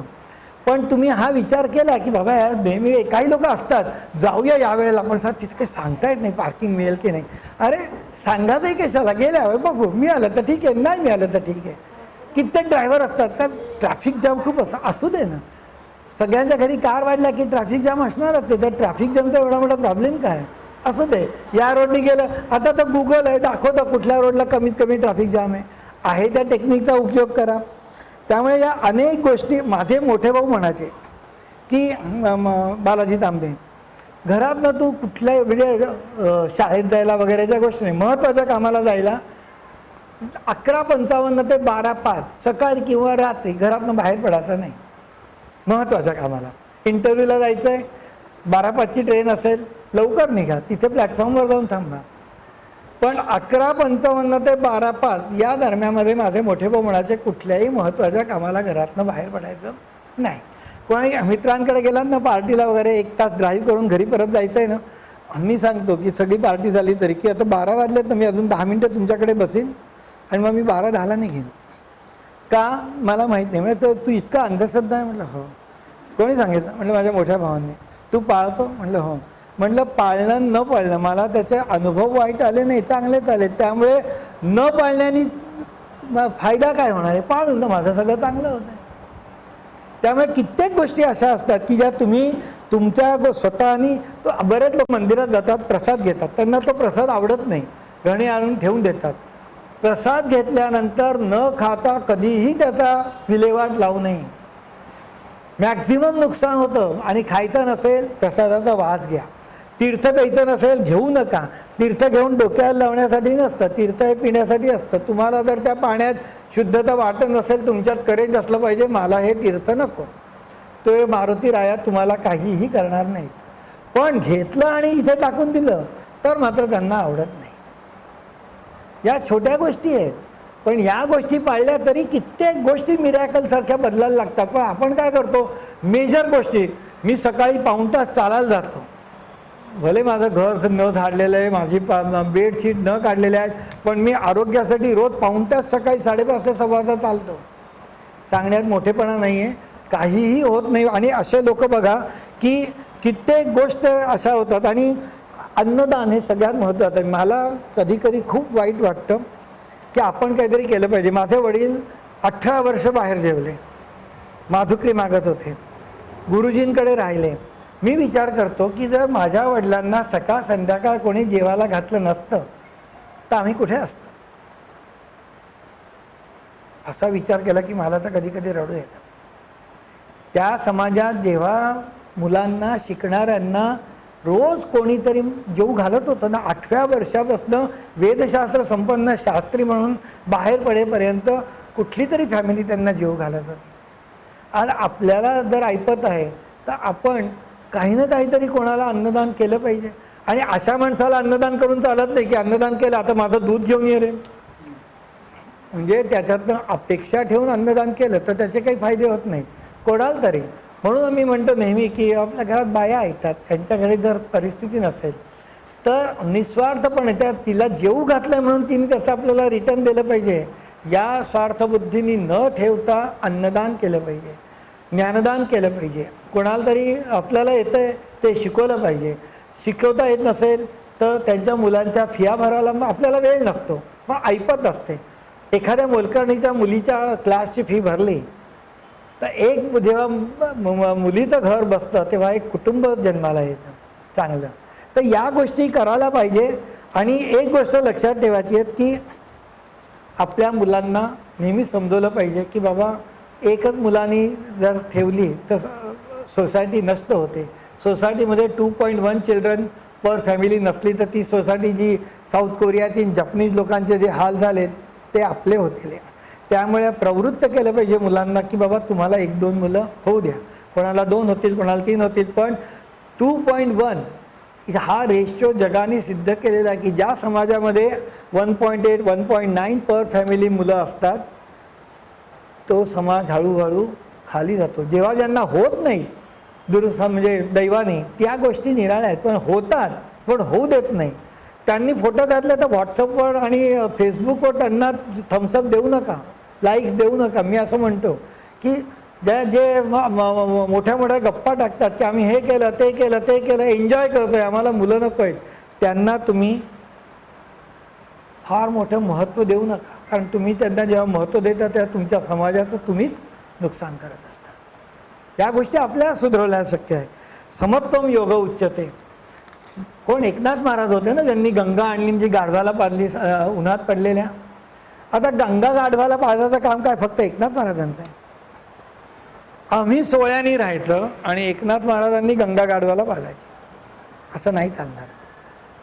तुम्हाला प्रत्येकाला आपल्याला आजूबाजूच्या लोकांना घेऊनच पुढे जावं लागेल. आणि त्याच्यासाठी मी कुठे जन्माला आलो याचा काही संबंध नाही. मी ब्राह्मण आहे आणि तो ब्राह्मण आहे का नाही मदत करताना काहीही संबंध नाही. तुमच्या घरामध्ये तुम्ही जे काय पाळायचं आहे ते पाळा, सोळं पाळा, सगळं करा. एकदा समाजात आल्यानंतर समत्वम योग उच्चते हा सिद्धांत नाही ठेवला. आपण ज्यांची पूजा करतो ते ब्राह्मण होते का? म्हणजे लोकांच्या भाषेत बोलायचं झालं तर हनुमानजी हे वनात राहणारे लोक होते. प्रभू रामचंद्र क्षत्रिय होते, विश्वामित्र प्रभू क्षत्रिय होते, श्रीकृष्ण यदुवंश होते. आपण ज्यांची पूजा करतो, ज्यांच्यावर अभिषेक करतो ते कोणीही ब्राह्मण नव्हते. कारण ब्राह्मण या शब्दाची व्याख्याच बदलून टाकली लोकांनी. जो ब्रह्माची, जो संशोधनाची, जो मेंदूचं काम करण्याची उपासना करतो तो ब्राह्मण. जन्मजा जायते क्षुद्र संस्कारात द्विज उच्यते. कोणीही जन्माने ब्राह्मण नाही. मी पण जन्माने ब्राह्मण नाही. मी जर ब्राह्मणाचं काम केलं, मी शिकवण्याचं काम केलं, मी R&Dचं काम केलं, मी ब्रह्म जाणून घ्यायचं काम केलं, मी ज्ञानाचं काम केलं, ज्ञान शिकवण्याचं काम केलं तर मी ब्राह्मण. तर जर मी धंदा केला तर मी त्या कॅटेगरीमध्ये. मी जर मिलिटरीमध्ये गेलो तर मी क्षत्रियाच्या कॅटेगरीमध्ये. त्यामुळे तुमचं कॅरेक्टर हे तुम्ही नक्की करता. त्यामुळे समत्वम योग उच्चते असं ठेवलं पाहिजे आणि स्वतःत बदल केले पाहिजे. हे असे तर आपले एकदा का फिजिकल, मेंटल, स्पिरिच्युअल पॉवर आली तर आपली भीती जाते. आपण त्यांच्याशी कनेक्ट झालो तर आपल्याला ही भीती नसते. लोकांना काय असतं, मी बोललो तर त्याची ओळख आहे, तो कोणीतरी अमुक तमुक कोणी दार आहे त्याच्या गँगमधला येतो. भीती आली की तो माणूस वरचढ होतो. प्रभू रामचंद्र चैतन्य होते, त्यांच्या लोकांना भीती हा शब्दच नव्हता. जेव्हा तुम्ही भीता ना तेव्हा तुम्ही दुसऱ्याला वर करता. म्हणजे तुम्ही निगेटिव्ह पोटेन्शियलवर जाता, तुम्ही त्याला आपोआप हायर पोटेन्शियलवर नेता. कारण तुम्ही घाबरलात. जो घाबरतो तो दुसऱ्याला वर नेतो आणि तो ते घाबरणारा माणसाचा दोष असतो. तो नकळत दुसऱ्याला ताकदवान करतो. तुम्ही दुसरं सर्कल जे होतं की ज्याच्यावर तुम्ही इन्फ्लुएन्स करू शकता, मुलांच्यावर, कामाच्यामुळे, बॉसवर, प्रगती कशी होईल, कम्युनिकेशन, मीडिया, म्हणजे व्होटिंग, म्हणजे अनेक समाजात गोष्टी असतात की ज्या तुम्ही ॲक्टिव्हली पार्टिसिपेट करून इन्फ्लुएन्स करू शकता. उदाहरण द्यायचं झालं तर मी असं अगदी छातीटोकपणे सांगेन की आता गाड्या वाढल्या, 2 व्हीलर्स वाढले, याच्यात काही शंका नाही. पार्किंगला जागा नाही. एखाद्याच्या घरी ॲक्सिडेंट झाला किंवा एखाद्याला कधी कधी 2 ते 4 मिनटं हा मृत्यू आणि जीवनातला फरक असू शकतो. आपल्या सगळ्या गल्ल्यांच्या नाक्यावर अशा पार्किंग आहे की कोणाच्या घरी ॲम्ब्युलन्स जायची वेळ आली तर आधी 10-15 मिनटं गाड्या काढल्याशिवाय ॲम्ब्युलन्स पोचणंच शक्य नाही. कोणाचं तरी हृदय हलतं की म्हणेल की बाबा आपण पुढाकार घेऊ आणि ठरवू की इतकी जागा आपण चला सगळ्यांनी मिळून बसवू. भांडाची गरज नाही आहे की पिवळे पट्टे मारू. त्या मणियारच्या गल्लीमध्ये पाहिलं तर सगळ्या शिस्तीत असतात सगळ्या स्कूटर, का त्या ॲम्ब्युलन्स येत असतात. आमच्या गल्लीत पाहिलं तर मोस्ट बेसिस तर आमचा एंट्रन्स असतो. कारण असं झालंय की जे सर्कल होते ना की डझंट केअर, म्हणजे मी ज्याच्यावर इन्फ्लुएन्स करू शकतो, मी ज्याच्यावर इन्फ्लुएन्स करू शकत नाही, आणि त्याच्या बाहेरचा विश्वास तर मला काय पडली आहे. आता काय झालं, सेंटरला मला काय पडली आलं. जे सगळ्यात आउटर फील्ड होतं, म्हणजे कोरियामध्ये अर्थक्वेक झाला तर तुम्ही काहीच करू शकत नाही. तुम्ही म्हणणार मग मी काय करू शकतो, काहीच करू शकत नाही, बरोबर. ती वृत्ती आज सेंटरला आली की मला काय, माझ्या घरात तर सगळे तरुण आहेत, मला कुठे ॲम्ब्युलन्स लागणार आहे, ती आली नाही आली गाडी तरी मला कुठे फरक पडणार आहे. ही वृत्ती समाजात आहे. ते रामराज्य कसं येणार, शक्य आहे काही येणार प्रत्येकाचा. आणि त्याच्यासाठी काय लागेल की हिम्मत लागेल. म्हणजे तुम्ही व्होटिंग कराल, इनडायरेक्ट इन्फ्लुएन्स कराल. म्हणजे जेव्हा प्राईस राईज होते, नोटबंदी होते, तुम्ही काहीच करू शकत नाही, त्या तुम्हाला ॲक्सेप्ट करायला लागतात. डिझास्टर आलं, सायक्लोन आलं, ट्विटर आलं, गारांचा पाऊस पडला, तुम्हाला ते ॲक्सेप्ट करायला लागतं. ते तुम्ही काही करू शकत नाही. तुम्ही इफेक्ट होतं पण तुम्ही काही करू शकत नाही. अमेरिकेमध्ये फ्लोरिडामध्ये ट्विटर आलं ना, गाई उडून गेल्या, तर तुम्ही म्हणतात काय ठीक आहे, कारण त्याच्यात तुम्हाला काहीच होत नाही. तर सर्कल बदलली पाहिजे, स्वतःला ही भावना आली पाहिजे की चुकीचं होत आहे ना. प्रत्येक वेळेस भांडाची गरज नाही आहे. ह्या कॉपी आहेत, कधी कोणाला हव्या असतील तर मला व्हॉट्सअपनी कळवलं तर मी माहिती काढलेली आहे की बाबा काय काय असतात, माणूस स्वतःचे काय विचार करतो, कुठे इन्फ्लुएन्स करू शकतो, कुठे या इंटरनेटमध्ये आहेत, तुम्ही शोधू शकता. हवे असतील तर मी त्याच्या कॉपी व्हॉट्सअपने पाठवू शकेन. तर त्यामुळे चेंज हा स्वतःपासून करायला लागेल. तुम्हाला एक गोष्ट लक्षात ठेवायला लागेल, चेंज करायला फिजिकली फिट पाहिजे, इमोशनली स्ट्रॉंग पाहिजे, इंटेलेक्च्युअली रिफाईन पाहिजे, कल्चरली रूटेड पाहिजे, आणि पॉलिटिकली पॅट्रिऑटिक पाहिजे, आणि स्पिरिच्युअली अपलिफ्टेड पाहिजे. म्हणजे पॉलिटिकली पॅट्रिऑटिक म्हणजे काय, तुम्ही एखादी गोष्ट घेताना बघा की बाबा ही 20 रुपयाची चायनीज आहे, ही 10 रुपयाची 40 रुपयाची इंडियन आहे. तुमची एवढी तर कपॅसिटी असू शकते की मी मेड इन इंडिया बघूनच घेईन, का मी चायनीज गोष्ट घेऊ आणि 2 गोळ्यांसाठी त्यांना पैसे देऊ. मी सांगतो मला शक्य असेपर्यंत मी कुठलीही चायनीज गोष्ट शक्यतो हेतुपुरस्सर घेत नाही. जेव्हा इलाजच नसतो, लिनोवो तुम्ही घेतला तर तो मेड इन चायनात असतं, असेंबल्ड इन चायना असतो, इंटेलेक्च्युअल प्रॉपर्टी US ची असते. पण जर मला एखादा स्पॅनर घ्यायचा झाला तर मी बघतो की बाबा मेड इन इंडिया आहे की नाही. पॅट्रिऑटिझम म्हणजे काय, प्रत्येकाला 2 बंदुकीने लढायचं नाही आहे.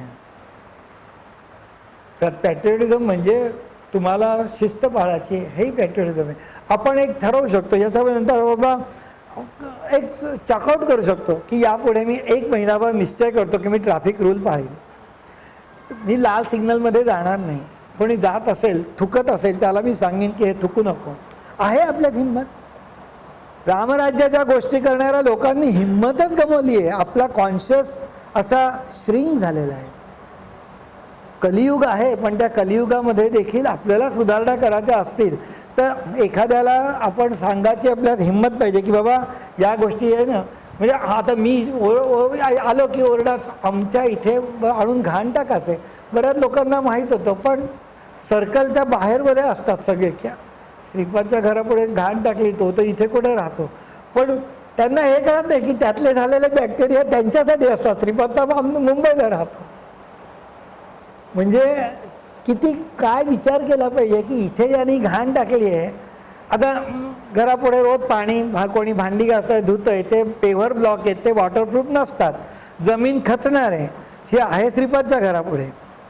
व्हेकल कोणाची जाणार आहेत, तुमची, इथे राहणार यांची. श्रीपाद तर अहमदाबादहून कधीतरी एकदा येणार आहे, त्याच्या व्हेकलला त्रास होणारच नाही. होणार व्हेकलला कोणाचा त्रास, राहणाऱ्यांच्या. पण आता कोणाची हिंमत, आपल्याला काय करायला लागेल की बाबा आपल्याला एक 8-10 गोष्टी ठरवायला लागतील की आपण या चुकीच्या आहेत ना, मी 1 महिन्याला 1 सुधरवीन, 1 महिन्याला 1 सुधरवीन.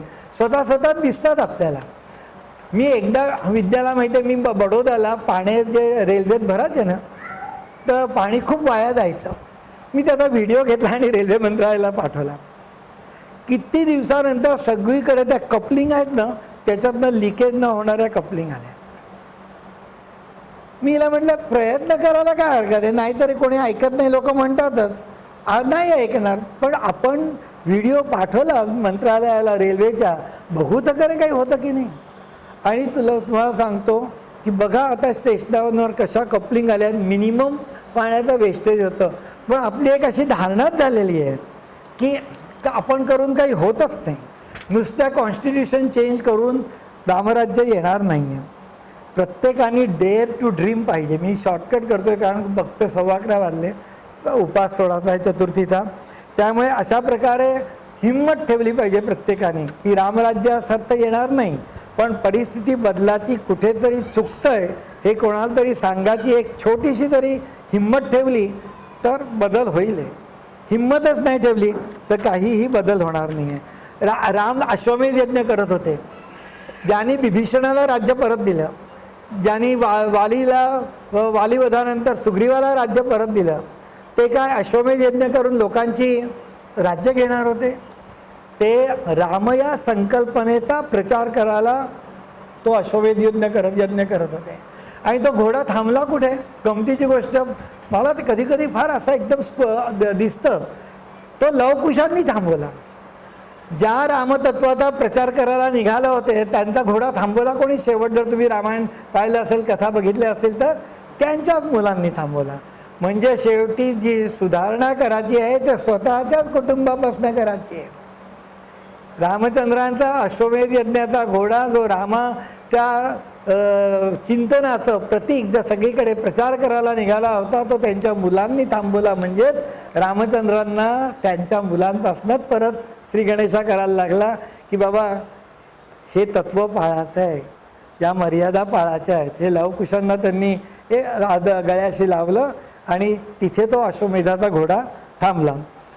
आपल्याला राष्ट्र म्हणून ज्या गोष्टी करून राहिल्या आपलं गव्हर्नमेंट, G20मध्ये त्यांनी आफ्रिकन लोकांना समावेश करून घेतला आपल्या प्राईम मिनिस्टरनी. म्हणजे काय की राष्ट्र लेवलला पुन्हा सर्कल, आउटर सर्कल, बाहेरचा सर्कल या गोष्टी कराव्याच लागतात. कोविडमध्ये आपल्या गव्हर्नमेंटनी लस निर्माण केली, ती सगळ्या देशांना वाटली. हे जे अश्वमेध यज्ञ पूर्वी होते ते आता लढाया करायचं नाही, आता तुमचा मेसेज द्यायच्या टेक्निक निराळ्या आहेत. कारण काय, रामायण आणि आत्ताच्या गोष्टींच्या जर टेक्निकल गोष्टी वगैरे ह्याच्या जर तुलना करत बसली तर दिवस जातील. इंजिनिअरिंग तिथे कसं होतं, आज काय आहे. कम्युनिकेशन तिथे काय आहे, आज काय आहे. आता राम लक्ष्मण जे लढाई करत होते तो रावण मायावी होता. हे पृथ्वीवर होते कारण मानवधर्मात होते. हे ग्राउंड टू एअर मिसाईल सोडत होते कारण त्यांना स्वतःला जाता येत असलं तरी जाणं अलाउड नव्हतं, मर्यादा पुरुषोत्तम होते म्हणून. एकीकडे मायावी होता, एकीकडे मायापती होता. राम हे मायापती होते, त्यांनीच माया चैतन्यात निर्माण केलेली जो रावण वापरत होता. पण शेवटी रिस्पेक्ट द्यावा लागतो त्याच्या केलेल्या तपश्चर्येला. त्याच्या तपश्चर्येचं पुण्य शून्य होईपर्यंत प्रभू रामचंद्रांना त्यांची माया वापरून मायावीला संपवता येणं शक्य नव्हतं. जेव्हा त्याचं पुण्य संपलं की बाबा त्यांनी सगळं वापरून झालं, तेव्हा तुलसी रामायणामध्ये तुलसीदास म्हणतात की मायापतींनी मायावीची माया काढून घेतली, क्षणात रावण खाली आला. कोणी म्हणेल की ब्रह्मास्त्र टाकलं, कोणी म्हणेल हे टाकलं, कोणी म्हणेल त्याच्या हृदयामध्ये सीता होती त्यामुळे बाण त्याला मारला तर तो सीतेला जाईल. छान रूपक आहेत, सगळी रूपकं छान आहेत, म्हणजे याच्यात काही कुठे चुकीचं काही नाही आहे. पण रामचंद्रांनी मर्यादा पुरुषोत्तम असल्यामुळे त्याचा जोपर्यंत जो वाटा होता त्यांनी कमवलेल्या शक्तींचा तो त्याला वापरू दिला. त्यांना इंद्राने रथ पण पाठवला कारण त्यांना हनुमंत म्हणे मी तुम्हाला वर घेऊन जातो.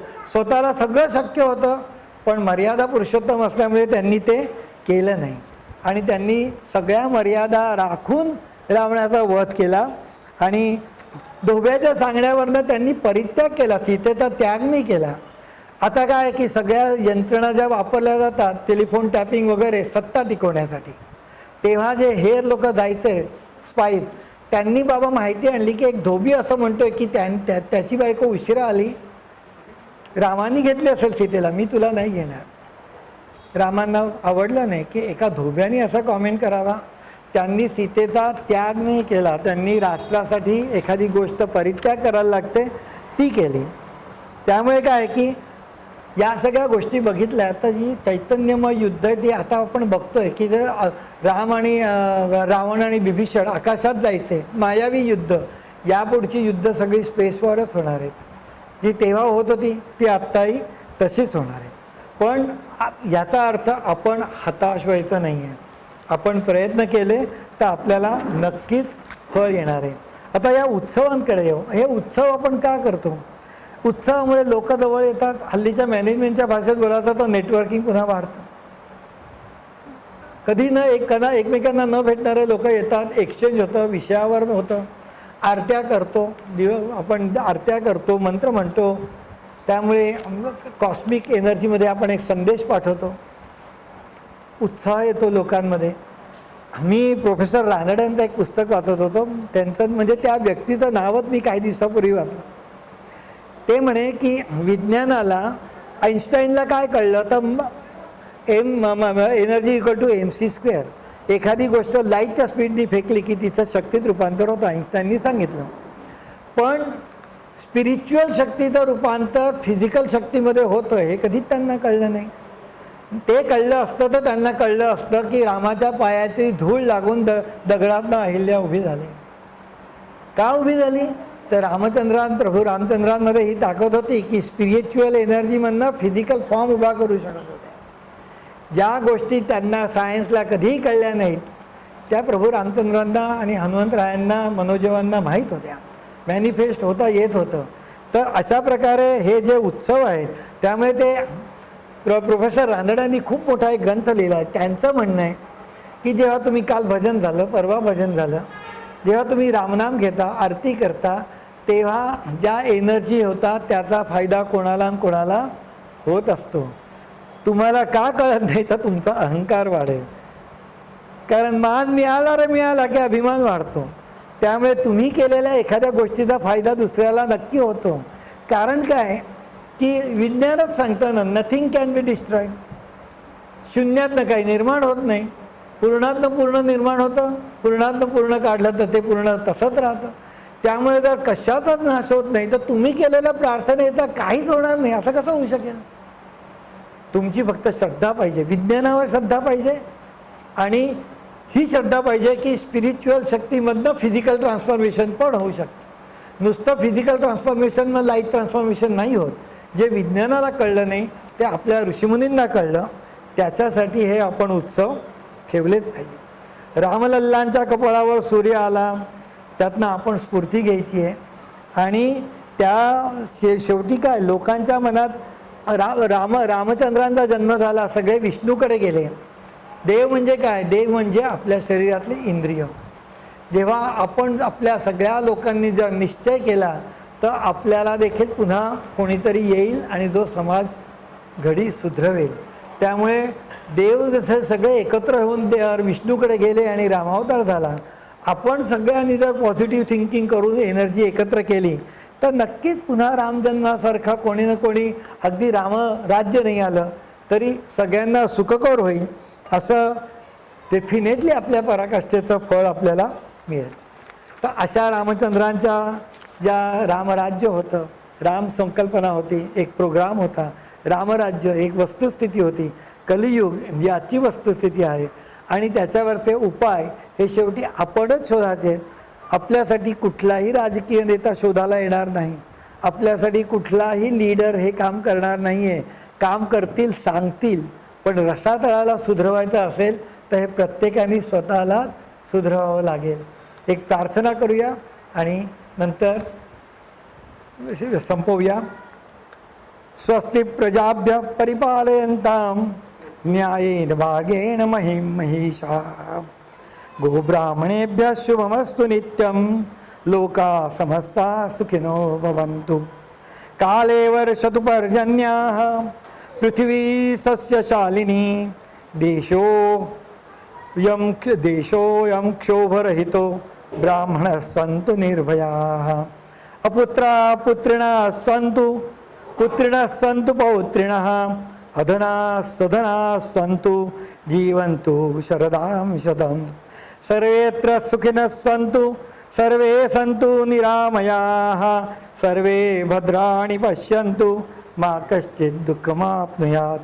सर्वे भवन्तु सुखिनः, सर्वे सन्तु निरामयाः, सर्वे भद्राणि पश्यन्तु, मा कश्चित् दुःखमाप् भवेत्। ओम शांती शांती शांती. तुका म्हणे नेणो युक्तीची ये खोली, म्हणून ठेवली पायी डोही. बोलली लेकुरे वेडी वाकडी उत्तरे, क्षमा करा महाराज तुम्ही सिद्ध. हे विचार मी जे मांडलेत याच्यामुळे कोणालाही जर काही दुःख झालं असेल किंवा कोणाच्या भावनांना असं वाटलं असेल की श्रीपाद तांबे यांचे विचार जे आहेत ते टोटली ॲक्सेप्टेबल नाही, तर अशा लोकांची मी माफी मागतो.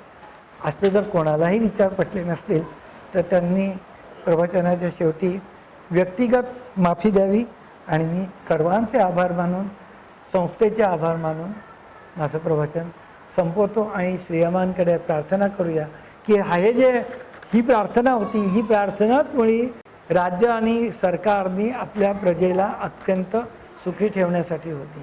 आणि जेव्हा जेव्हा ब्राह्मण शब्द म्हणून जेव्हा येईल त्या शब्दाचा अर्थ ब्राह्मण म्हणजे इंटेलेक्च्युअल, ब्राह्मण म्हणजे रिसर्च अँड डेव्हलपमेंट करणारे, ब्राह्मण म्हणजे समाजासाठी ज्ञानवृद्धी करणारे असा अर्थ घेऊन तो पुढे समजायचा आहे.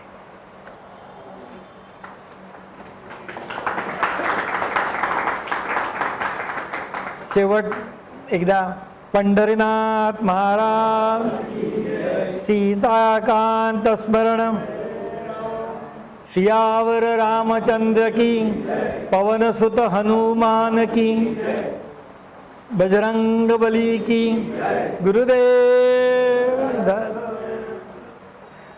गुरुवर मी बोललो नाही जास्त, कारण काय की गुरुच्या पायावर डोकं ठेवल्याशिवाय ज्ञानचक्र उघडत नाही. त्यामुळे शेवटी गुरुदेव दत्त येतच, कारण जोपर्यंत सगळं इथपर्यंत माणसाला स्वतः करता येतं, मूलाधार, स्वाधिष्ठान, मणिपूर, अनाहत आणि इथलं विशुद्ध चक्र, ही सगळी स्वतःला शुद्ध करता येतात. पण आज्ञाचक्र शुद्ध करून वर जायला फक्त गुरुच लागतात. त्यामुळे गुरुदेव दत्त, दत्तगुरूंशिवाय म्हणजे गुरुशिवाय माणसाला पुढे जाता येत.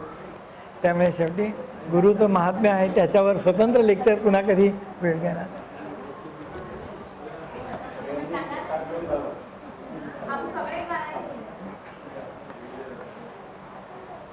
हा घेऊ शकतो ना, हा घेऊ शकतो ना. हे घे. उत्सवाची 15 दिवसापूर्वी मीटिंग झाली, तर यावर्षी 5 दिवस होते कार्यक्रमासाठी. तर असं ठरलं की उच्चोत भजन करायची, कीर्तन करायचं, प्रवचन करायचं. 2-3 नावं मी सुचवली प्रवचनासाठी, पण सगळ्यांनी एका ह्याची सांगितलं की श्रीपाद तांबेंचंच प्रवचन ठेवा, कारण गेल्या वर्षी उत्तम प्रवचन झालं. त्यांचा लाभ आम्ही घेतला आणि त्यांना लगेच दुसऱ्यावरती फोन केला, त्यांनी लगेच होकार दिला. त्याबद्दल संस्थातर्फे मी त्यांचं विनंती करतो. आणि हा जो 1.5 तास केव्हा संपला ते समजलंच नाही. सगळ्यांना त्यांचं प्रवचन हवं, म्हणजे सुरू व्हायच्या अगोदर मला 3-4 जणांनी सांगितलं की राजापूरकर आम्हाला जरा लवकर जावं लागेल काही कारणास्तव, पण ते पण मी आता पाहतोय तेही बसले. म्हणजे ह्याच्यावर आपल्याला कल्पना येईल की उत्तम प्रवचन झालं. थँक्यू. अरे